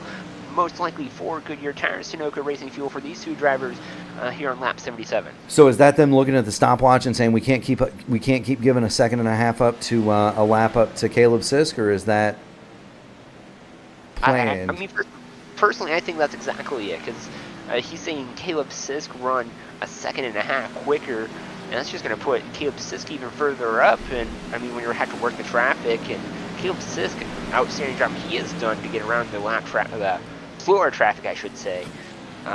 He's been really aggressive with them, and I mean, I guess a calculated aggressiveness as it's paying off right now. We'll see how this cycles around as Chris Gomes now going to be taking the back out on the racing circuit. There you go. And keep us apprised, Kendale, of what the status is. We're going to go back and give the leader his due. That is Dylan Bryant. He is currently the leader. He is working at lap 79 of 125. We believe the fuel window here, fans, is going to be somewhere around 45 laps. And so Dylan Bryant, 32 laps out. All he's got to do really is make it to somewhere between lap 80 to 85, stop, put his 4 tires on, and get going on about his business. He certainly should have the fuel on board to do that, given the number of cautions that we've seen. And if he can do that, he can cut out a stop. And if you can cut out a stop, that's a lap and a half advantage. Now, Sisk has passed him. So Caleb Sisk has earned his lap back the hard way. And if you look out the front window of Dylan Bryant, you'll see a car disappearing off into the distance. That car that is disappearing off in the distance is Caleb Sisk. And so Sisk is going to play the rabbit. Dylan Bryant, Joseph Bennett, Matt Sisler, Sean Roberts, Thomas Welch, they seem to be committed to playing the tortoise in this little tortoise versus the hare matchup here. And just interrupting on Chris Gomes, he's back on the racetrack, of course. He's 1 lap down. And we'll see as he crosses across the stripe, as he just now does it at a 30.5 to Caleb Sisk's 30.7. But Sisk is on the back straightaway. He's midway back straightaway, as we say that. Chris Gomes is now coming off turn number 2, so Caleb Sisk pitting early has given him that whole straightaway lead over Chris Gomes. Now the question is Caleb Sisk, can he hold that lead, or will Chris Gomes be able to keep ticking these lap times off like this 30.5? We'll see again as he flashes across the stripe, and once again a 30.6 compared to Caleb Sisk's 30.6. So some huge strategy pulling out, and I think Caleb Sisk might have something for Chris Gomes. Yeah, and that advantage that you're seeing for Sisk as he goes by Alfie Sharon Jr. Alfie wants this whole field to make a pit stop, and then he wants a caution.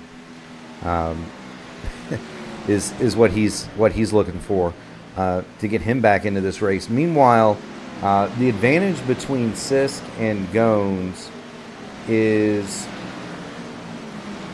as you said, about a third of a lap. And that's all down to Caleb Sisk came in 7 laps before Chris Gomes. And so he made up 7 seconds by virtue of having done that. Chris Gomes not doing anything wrong. He's not going slower. That's just the advantage of having sticker tires and being able to go faster. You just wonder, having stopped at lap 70, there isn't a way that we think that Sisk and that group can go the full distance, is there? It's going to be tough. I mean, without help of a caution, I would think there'd be at least one more pit stop around lap 100 or so to give a 25-lap dash to the end, or maybe even later if somebody wants to make it 10 to go. I don't think they can make it on fuel, but I mean, I've been surprised before. I would think it's possible, but you'd have to be doing some heavy saving. We'll go on board here with Caleb Sisk. I don't hear any saving. He's not shutting the car off. He's not letting it roll down into the center of the corner. He's on the rev limiter going into turn 3. That's a guy that's going absolutely as hard as he can. And so go back to the leader here. Dylan Bryant has a 4.2 second lead, and he is coming to pit road, as is Joseph Bennett. So that's going to turn the lead over to the man who suffered the heartbreak last week, Matt Sizzler, he's going to go to the lead.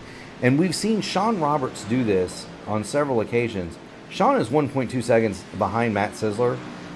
He is occupying that same strategy as Matt Sizzler. And this might be the winning one. It's 86 laps in. They are 39 laps out on their current run. Caleb Sisk has gone into third place now, but Sisk 15 seconds behind the Toyota twins of Sizzler and Roberts. Sean Roberts is going to blink. He's going to come to pit road. That'll leave Sisk out, or excuse me, that'll leave Matt Sizzler out one more time. Yeah, and Matt Sizzler, Matt Sizzler to the lead, like you said. And again, how long do you stay out and let all these other guys that just got fresh Goodyear tires make up that 1.5 seconds?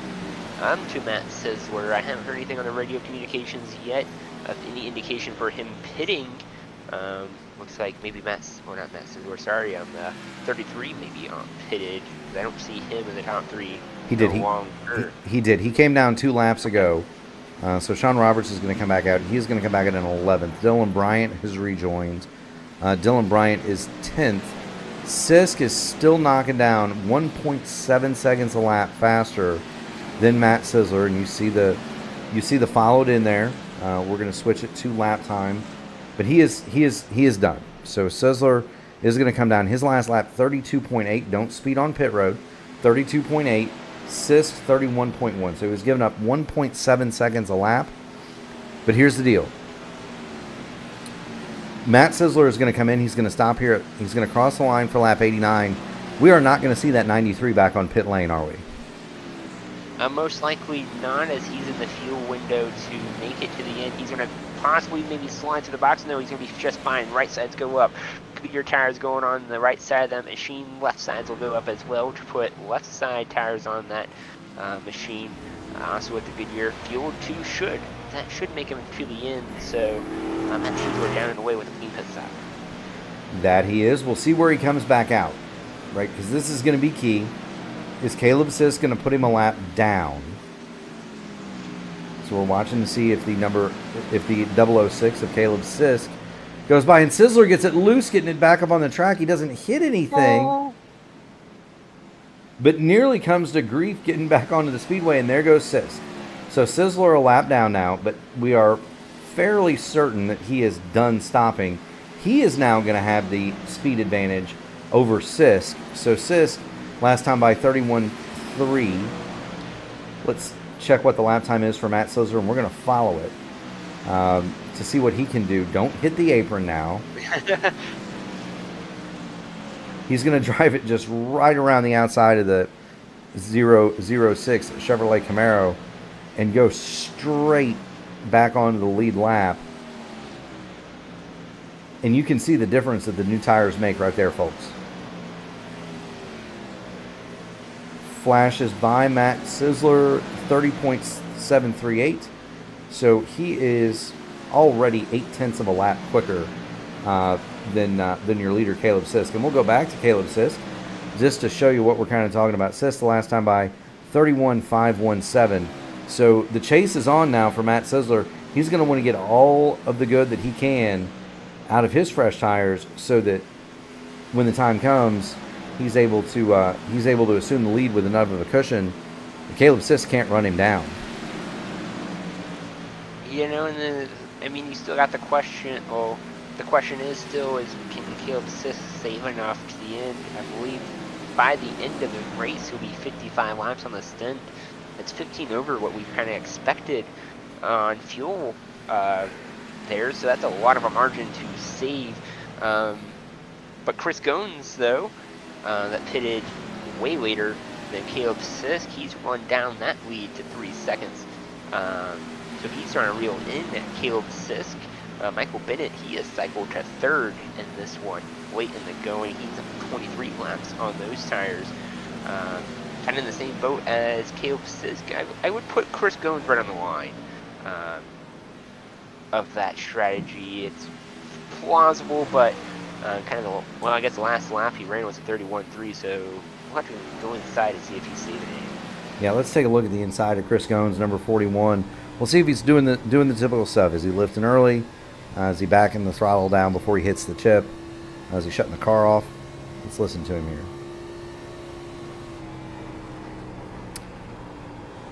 I don't call that saving, Kendale. He got it. No, it just seems like he's full out trying to catch Caleb Sisk. So does I mean, that's two possibilities there. Is A, he can make it comfortably, or B, he's going to have to make a pit stop. Which will it be? We'll have to wait and find out. Is the 55 going to pit right in front of him? Yeah, that's always a hairy situation when the car in front of you pulls it on the pit lane right in front of you. We're watching Chris Goins. He is second. He's trying to track down Chris Goins. That last time by, he was 0.2 of a second quicker, but the gap 3.3 seconds at the line.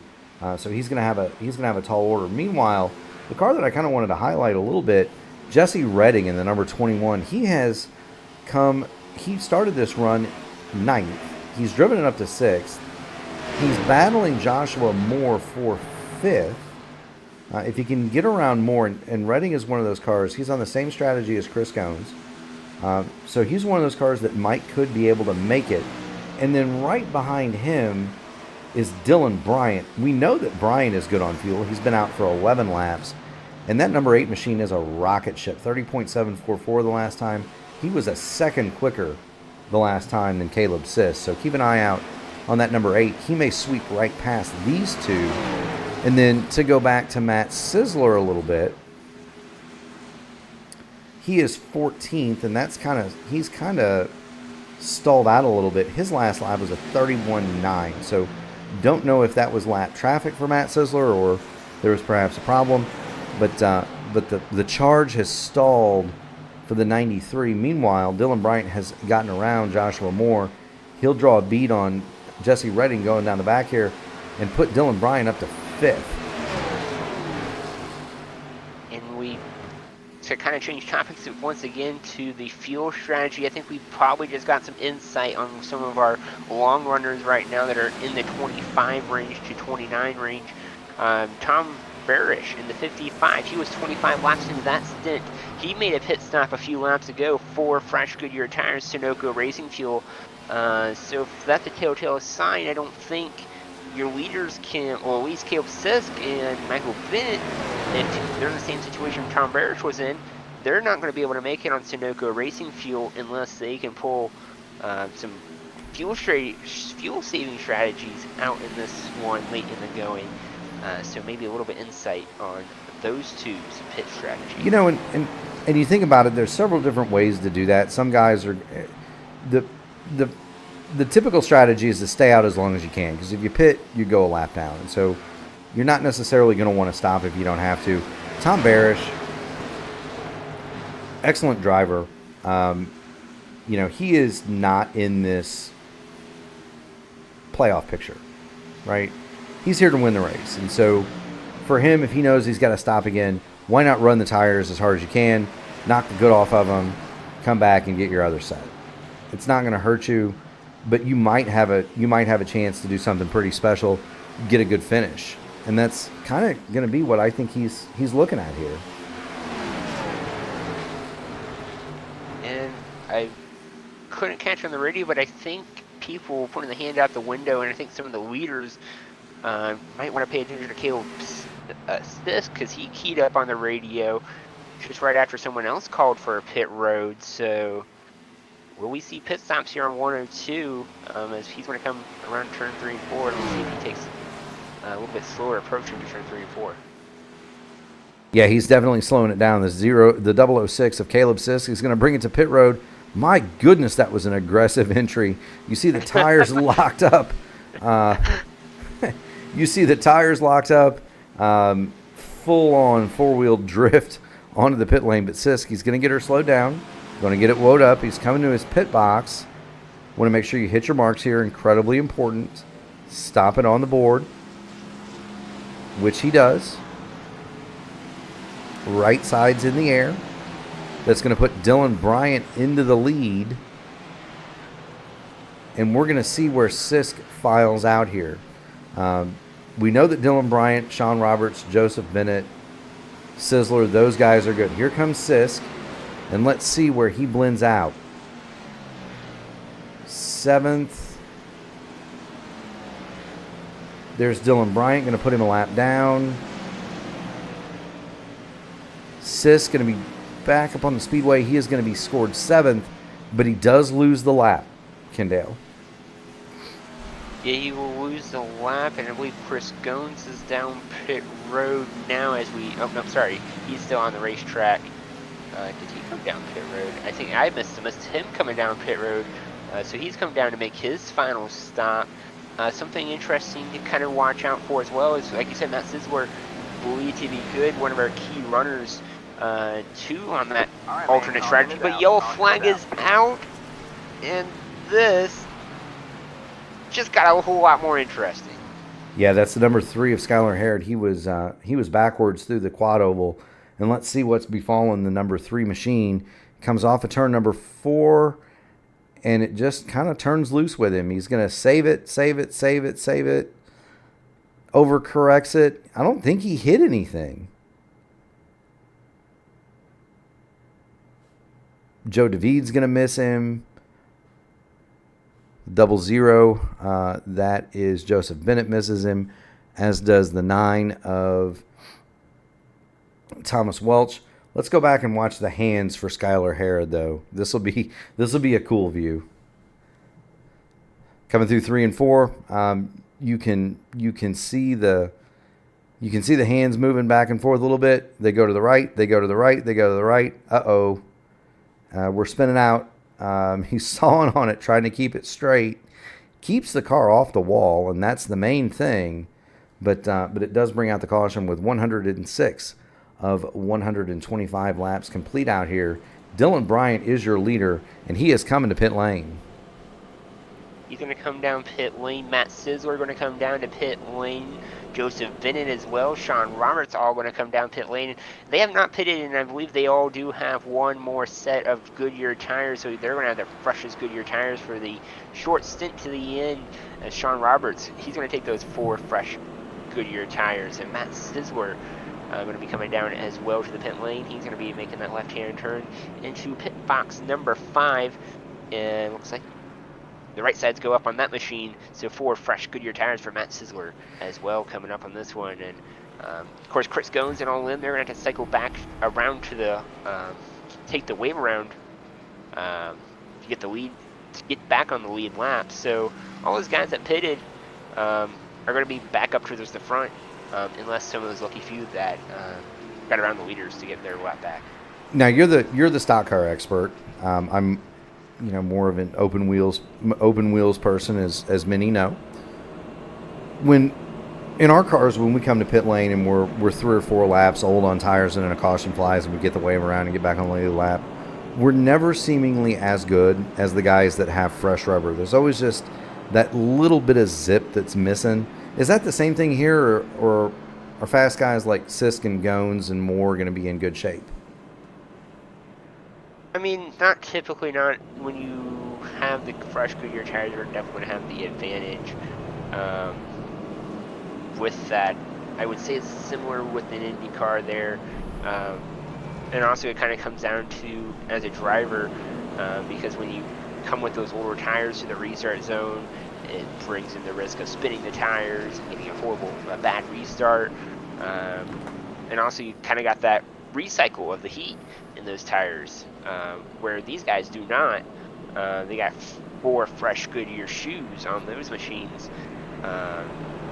As they flash across the stripe, Matt Sizzler, he scored it in the 4th spot. We go back to green.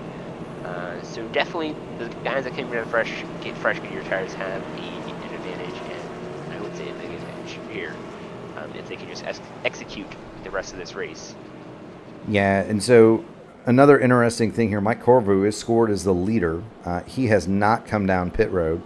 He is 23 laps out. Dylan Bryant, Sean Roberts, Matt Sizzler, Benjamin McKinnon round out your top 5. They are all on the new boots. Caleb Sisk is going to be 6th. He has been out 5 laps. Joseph Bennett did come. He grabbed 4 fresh tires, and so he is 7th. Chris Goins is 8th. He's been out 5 laps. Joshua Moore, 9th. He's been out 6th. Michael Bennett rounds out your top 10. He has 4 laps on his tires. Jesse Redding is 11th. Paul Durkee, 12th. Nick Biddy 15th, Thomas Welch 16th. Zeth Hawley is, or 14th, excuse me, Thomas Welch 15th. Zeth Hawley 16th, Skylar Harrod. Russell Endicott 17th. Harrod and Endicott both used their fast repairs there. Tom Barish used his earlier. He is 18th. Alfie Sharon Jr. 19th. Ryan Pasacco 20th. Joe DeVede 21st. Paul Ferdiani is 22nd. Brandon Coleman, Justin Lawson have retired from the event. And you're looking at a whole mess of cars taking that wave around, getting it back on the lead lap. Endicott and Barish are 1 lap down. Sharon is 4 down. Pasacco 5. DeVede 8. Paul Ferdiani, give credit to the driver of the 44. He is still in it, still under repair. 28 minutes now on pit lane. Never give up, Paul. But he's still technically in the race. Good work for you, Mr. Ferdiani. Like I said, don't ever give up. Mike Corvo, though, is going to be your leader. And the field looks awful thin as the wave around cars race to catch him back up. Now, those guys do have to start at the tail end of the longest line, so they do not get to fill in those gaps. They've got to fall in behind Caleb Sisk. Yeah, like we were talking earlier, they have the old Goodyear tires, so they're going to have to use a little bit more of those Goodyear tires to get around some of these slower traffic cars, where the guys with fresh Goodyear tires, they don't got to work as hard to get around the field. They just got to work around the leader. I mean, they got to watch out for the 97 as he's going to be on 24 lap old tires. He's trying to throw a Hail Mary as pace car down and away. Yes, they are. All eyes on Mike Caravu. Green, green, green. There's the green, and Caravu accelerates away.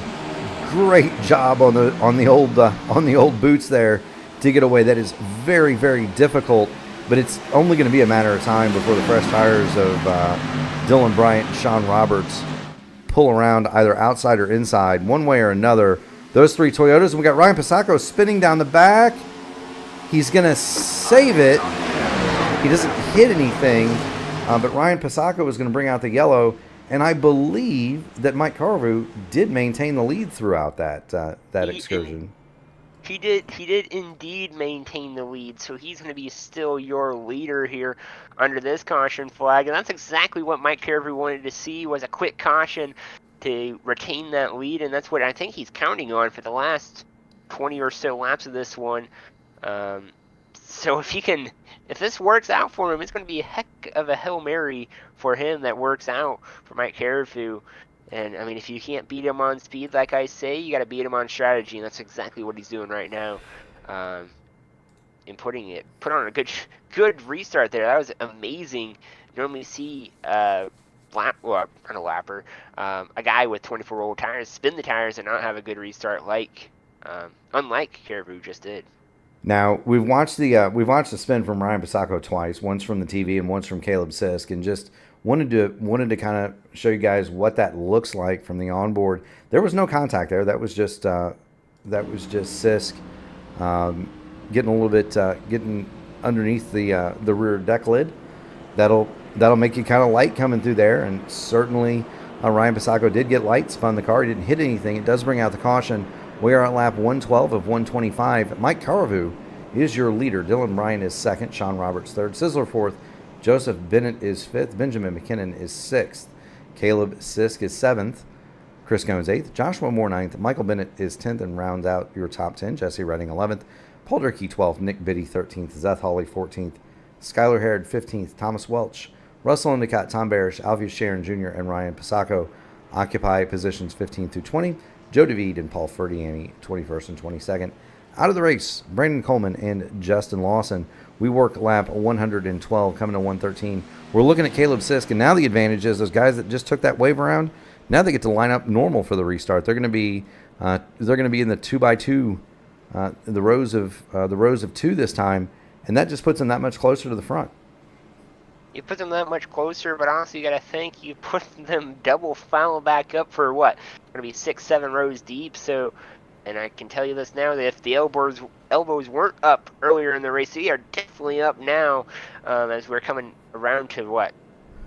14 to go, I would say, 12 to go. Doing quick math. We should be getting 12 to go this time. Lights are still on the pace car. I would anticipate that they're going to go off this time. Which would mean the restart would happen with 11 to go.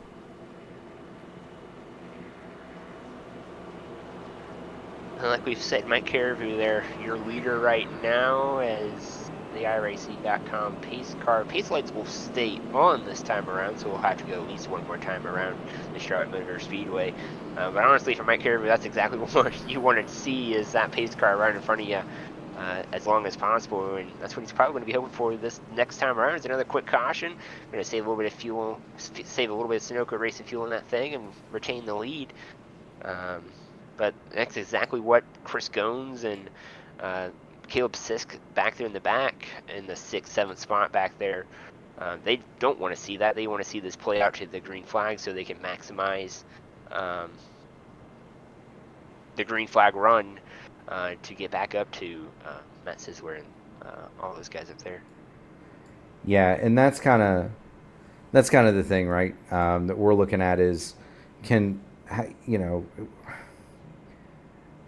is Caleb Sisk going to be able? He's been the dominant car here pretty much all night. He and Chris Gones at times have been challenged by Dylan Bryant, but mostly it's been the Gones and Sisk show, as it has been at many of these racetracks. Is he going to be able to rip his way back up through there? You kind of got to figure Corvu might be a sitting duck, maybe not. The more caution laps for Mike Corvu, the better, because you're going to cool those tires off, and they're not going to be as grippy over the long run, but they can still be grippy for a lap or two once you cool them off. And so, what he wants to see is one green flag lap and caution for the rest of the race. Dylan Bryant, Sean Roberts, Matt Sizzler, Joseph Bennett, those guys would be Benjamin McKinnon. They want to see a long run here. It's going to be Sisk's speed advantage is going to be kind of negated almost just by the fact that he's got 3 or 4 lap older tires. So he's not going to have as much good for as long, right, as those Toyotas in front of him. And I mean, also he has a couple more cars to get around to get to the lead. But we've seen Caleb Sisk make some moves to get around slower traffic before, though. Made moves that I wouldn't personally make. But he's made them stick, he's made them work, and he's done a fantastic job at doing just that. If he can have that same aggression coming into this restart and coming into the final laps of this thing, he could very well be in this thing. If the leaders up front battle it out with Mike Caribou or even the guys that are on the fresh Goodyear tires. But we'll have to wait and see and find out, as we're just about to find out here. Yeah, it's getting down time to settle the money. We're going to get the restart with 10 laps to go. We're going to get 115 of 125. Pace car is off. Dylan Bryant on the outside of Mike Caribou. Now, Mike, of course, is on those older tires. Green flag is out. Racing resumes. Caribou gets the jump on Bryant, Robertson, Sizzler. And Caribou, he's going to get a 1 car length advantage. He's going to block the top lane from Dylan Bryant. He's going to get the run on the back straightaway on that 33 machine on the bottom. He's going to retain the lead. And Dylan Bryant, he's going to push Caribou out, but he's going to say, see you later, bud. I'm going to go to the inside and try to get around you, as they're too wide for 3 rows deep. Now you have to wonder, those 3 are going to wonder, oh, we've got contact. Whoa! How they all saved that is beyond me. You're not supposed to be able to go 3 wide here at Charlotte like that. Somehow Mike Caribou came out of that with the lead. You're going to see Sean Roberts second. Sizzler is battling with Bryant that's 3rd and 4th. And creeping into the picture is going to be Caleb Sisk in 5th. Like we said, he's made those moves to put him in the position to win here. They've been fine with Mike Caribou, and that's exactly what Caleb Sisk wants to see. Now Matt Sizzler is going to be stuck behind Caribou, but the 33 of Sean Roberts going to go to the race lead. He's going to take the point here on lap 117. Chris Gones just turned the fastest lap. Matt Sizzler going to turn his number 93 to the outside of the 97. He's going to take 2nd, so put Sizzler to 2nd, Caribou to 3rd. You got Sisk on the inside. Dylan Bryant kind of stacked up behind the slower machine. He's going to take it 3 wide through the middle. What a power move that was. He takes it 3 wide through the middle and maintains his position there on the right hip of Caleb Sisk. Yeah, the time is now to go here. Now we got a battle for 4th here with that 8 Superman machine there for a little bit. Now Joshua Moore going to take it on the inside of Dylan Bryant. They're side by side going down the back straightaway.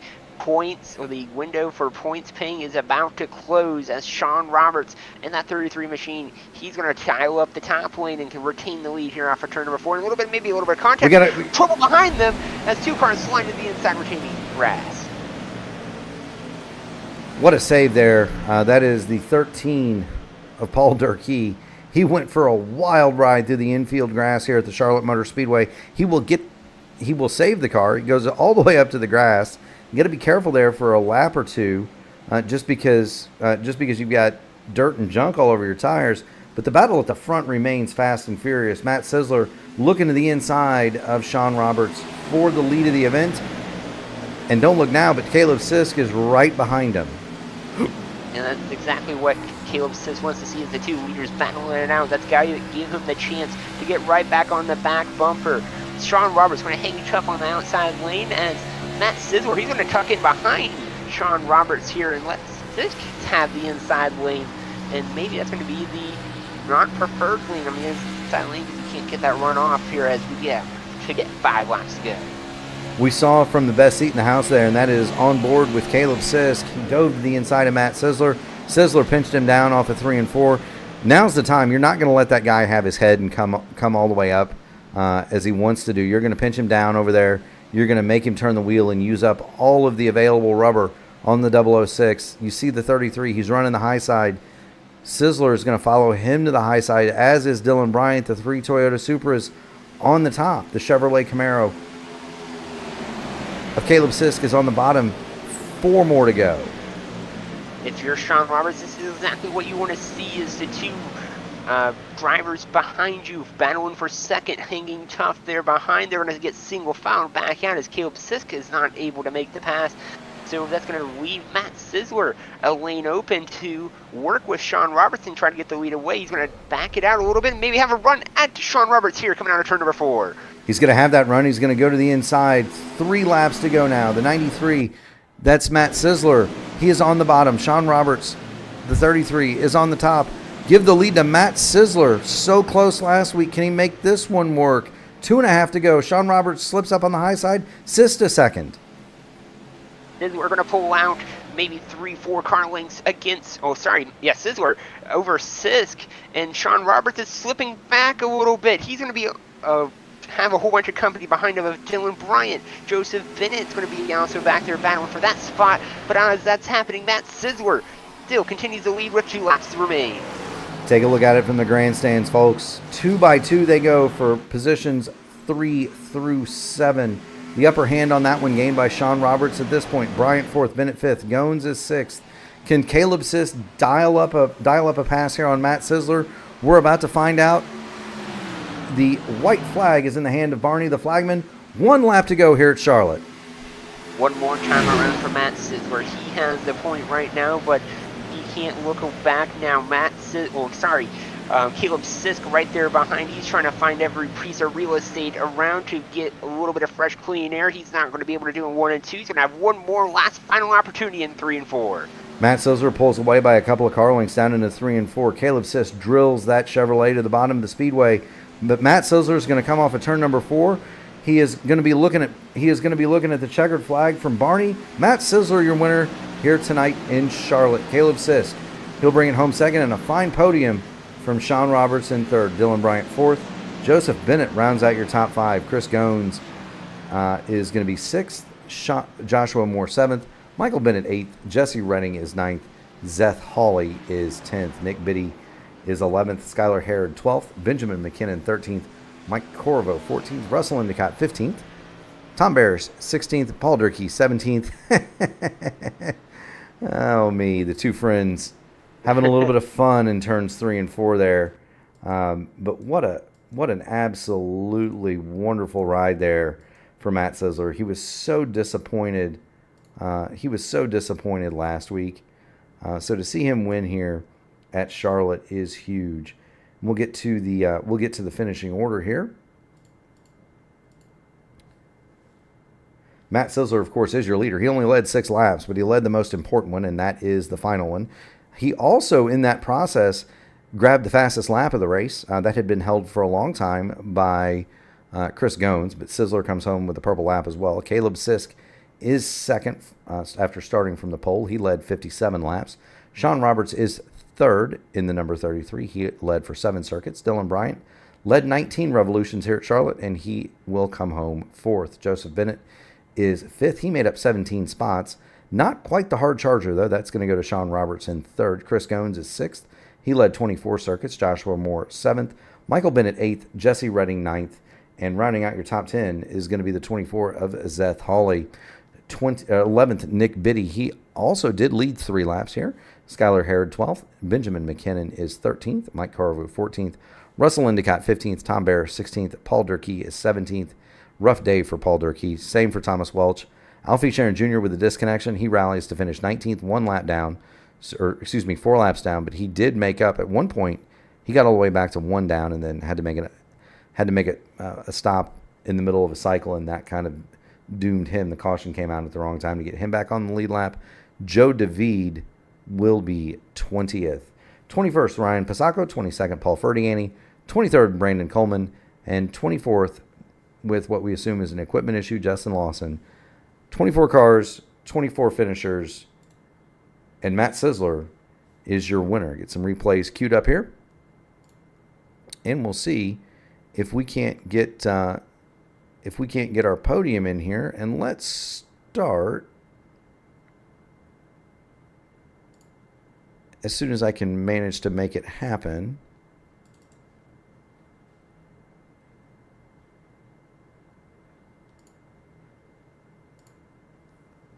Let's start with Sean Roberts.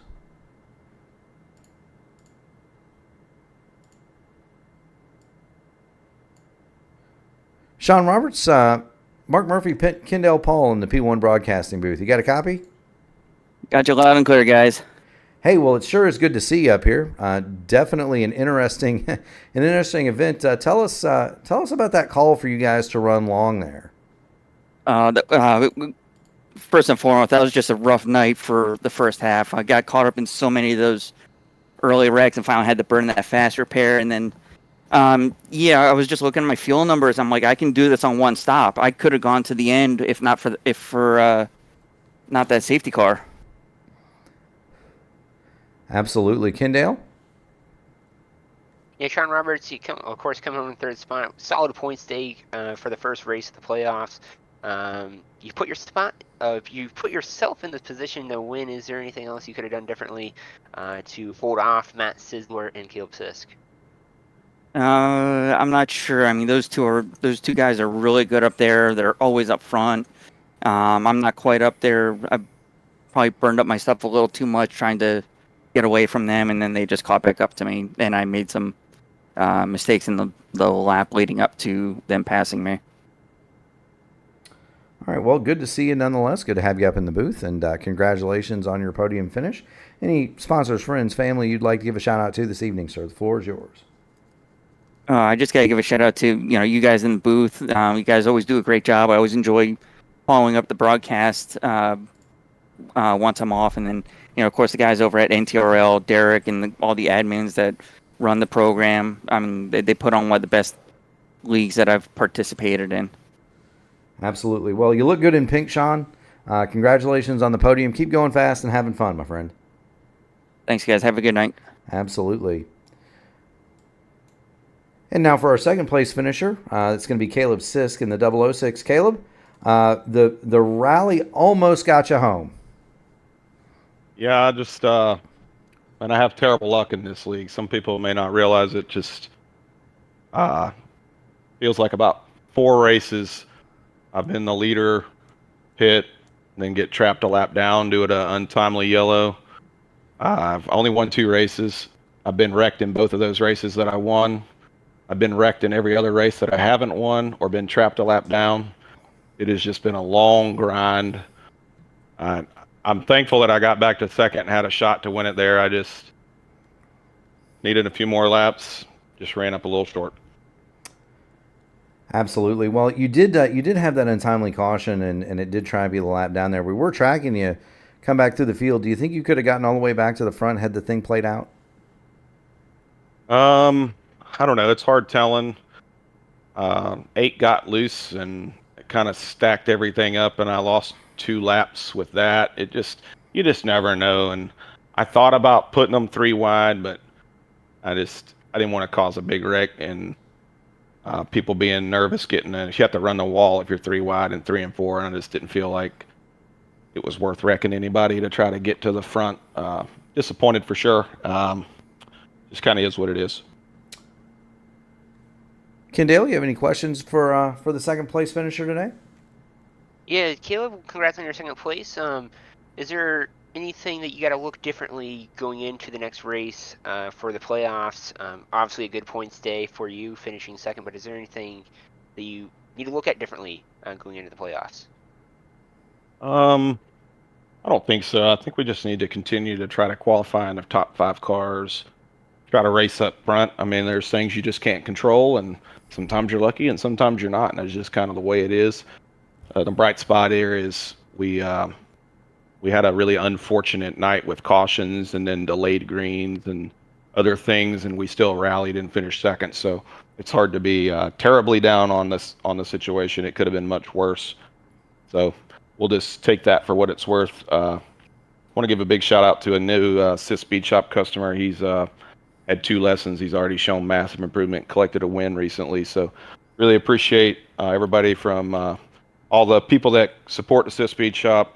Appreciate the team, Sis Speed Shop Racing, Skunk Works, and we'll get back after it, and we'll see you next week. All right, Caleb. Well, again, congratulations on your second place. I know it's not what you wanted, but a solid day in the points, and we will see you next week. Keep going fast and having fun, my friend. Thank you, sir. So that is Caleb Sisk, and we will bring up what I am going to assume is going to be a very happy driver of that number 93. That would be Matt Sizzler.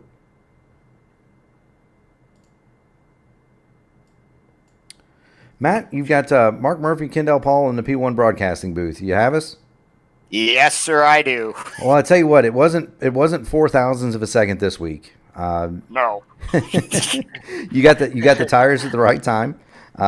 You managed to get around Sean at the right time, and then you held off Caleb Sisk at the end. Tell us about your day.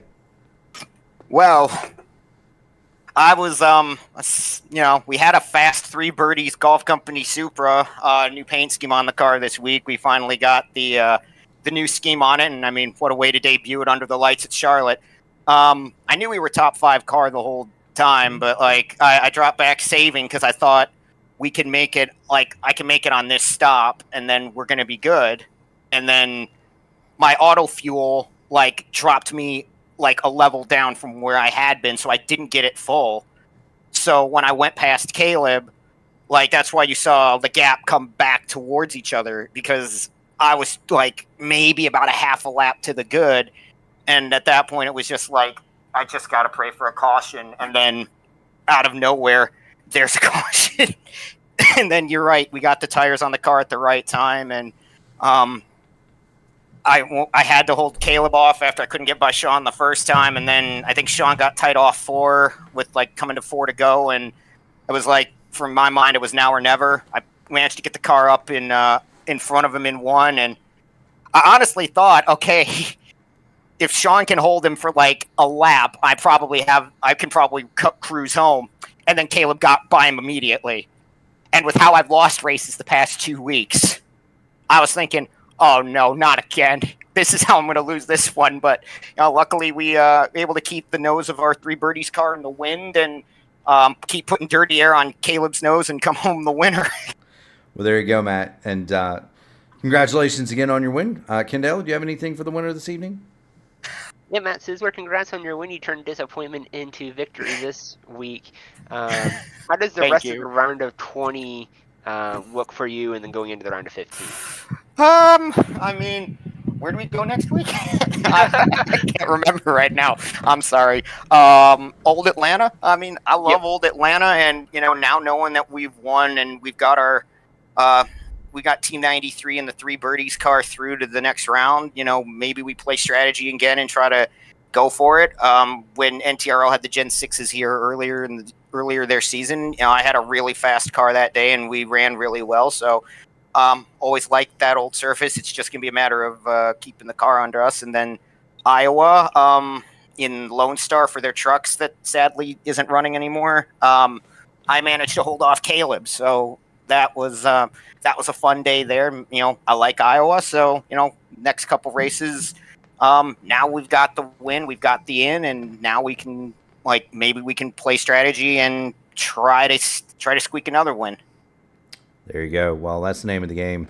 Going fast and having fun at places you like to drive at, Matt. Congratulations on the win. Friends, family, shout-outs. The floor is yours, sir. First off, Derek and everybody at NTRL, they put on, this has been a lot of fun. My first seasons with these guys, it's been a lot of fun. You guys, for doing the broadcasts. I promise it's not just when I either win or come up agonizingly close to winning that I watch. You guys do a great job on your broadcasts. I want to give Sean a shout out for not letting me do burnouts with a clean race car, as your broadcast just shows. He was trying to give me a congratulatory bump, and he spun me into the wall. But Three Birdies Golf Company, they're still doing their Carolina Classic fundraiser. 15% off at threebirdies.com. My paint designer, Lil Hooper, off at college, he's busy as heck, and he got a beautiful looking car done for tonight and put it in victory lane on the first try. Celsius for the quick energy tonight that got us a win. And then everybody over at my Twitch, twitch.tv/sysmoney_gaming, they don't get to see a lot of times where I fire the engine and win. So this one's pretty cool. Absolutely. Well, congratulations again. Enjoy it. Celebrate it. They don't happen often enough in my experience. So congratulations again. Keep going fast and having fun, Matt. All right. Appreciate it, Mark. Appreciate it. You guys take care. Absolutely. So Matt Sizzler is your winner this evening here from the Charlotte Motor Speedway. And Kendall, we saw once again just another cerebral race where you had to think your way through it. There were multiple strategies involved. I was kind of interested to see whether or not Caleb Sisk was going to be able to catch that front pack. And then the other piece was we got our question answered. Why did Matt Sizzler slow down so suddenly after that last pit stop? He underfueled. And so there's all sorts of these little subplots that happen during a race that keep you interested, keep you coming back. And I'm glad that we're calling a league where those do exist. What were your thoughts for tonight? I thought it was another amazing race. I mean, we had a rocky start towards the end. That's just the nature of Charlotte. But, I mean, ever since I've been calling this with you, Mark, I don't think there's been ever a race that I've been disappointed in.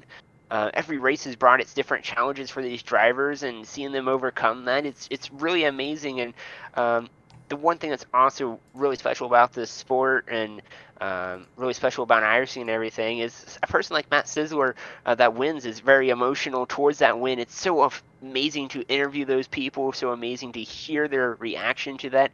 I've personally been in those shoes there when I won my first career win in my own league clear back in February. I felt those exact same emotions, and it's really awesome to see someone else feel those emotions for the first time. And I believe that was his first career win, and it came in a timely manner here at Charlotte. But overall, it was another great race here at the Charlotte Motor Speedway. Absolutely, it was. Speaking of great racing, we do have a wonderful lineup planned for you this week on P1. The Garrett Godso, our friend and partner, he is calling the ISRA Truck Series. They are running from Phoenix currently, so if you haven't got your fill of iRacing content tonight, you can swing on over there and watch those guys run the trucks. Tomorrow night, we do have the flagship broadcast. That is the IndyCar Oval Series Tuesday night top split. More and more, that race is becoming a destination for people. The SOF for Motegi was above 4,500, so that's going to be a fun one. I will be there, and then I will be on the mic Wednesday night for the NASR Votive IndyCar Oval Series. They'll be at Las Vegas for the Lost Wages 150. That's at 7:50. Concurrent with that, at the same time, Gary is going to have the VRL Truck Series. That is the Vigilante Racing League Truck Series. They'll be here, but on the Roval. And then on October 20th, Gary will have the EGP Hypercar Series. That will be from Silverstone.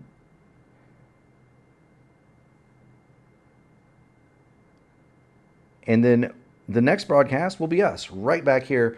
Same time, same bad channel, 8:10 Eastern for for the second playoff race. And that will be from the old surface in Atlanta. And I truly do enjoy the old surface at Atlanta. Stock car, open wheel car. It absolutely chews the tires. It is very, very fast. It is a lightning quick track as well. It is a lot of fun when you have unlimited grip, and it is even more fun when you don't have any left. And so I look forward to calling that next week. For Mark Murphy, Kendall Paul, everyone at P1 Broadcasting, we would like to thank everybody that serves us, the first responders, police, fire, EMT, all of the military, wherever you're at. Please stay safe. We'd like to thank you for doing a great job and keeping us safe while we lay our heads on the pillow at night. Again, for Kendall Paul, Mark Murphy, everybody at the NTRL, good evening, and we will see you next week from Atlanta.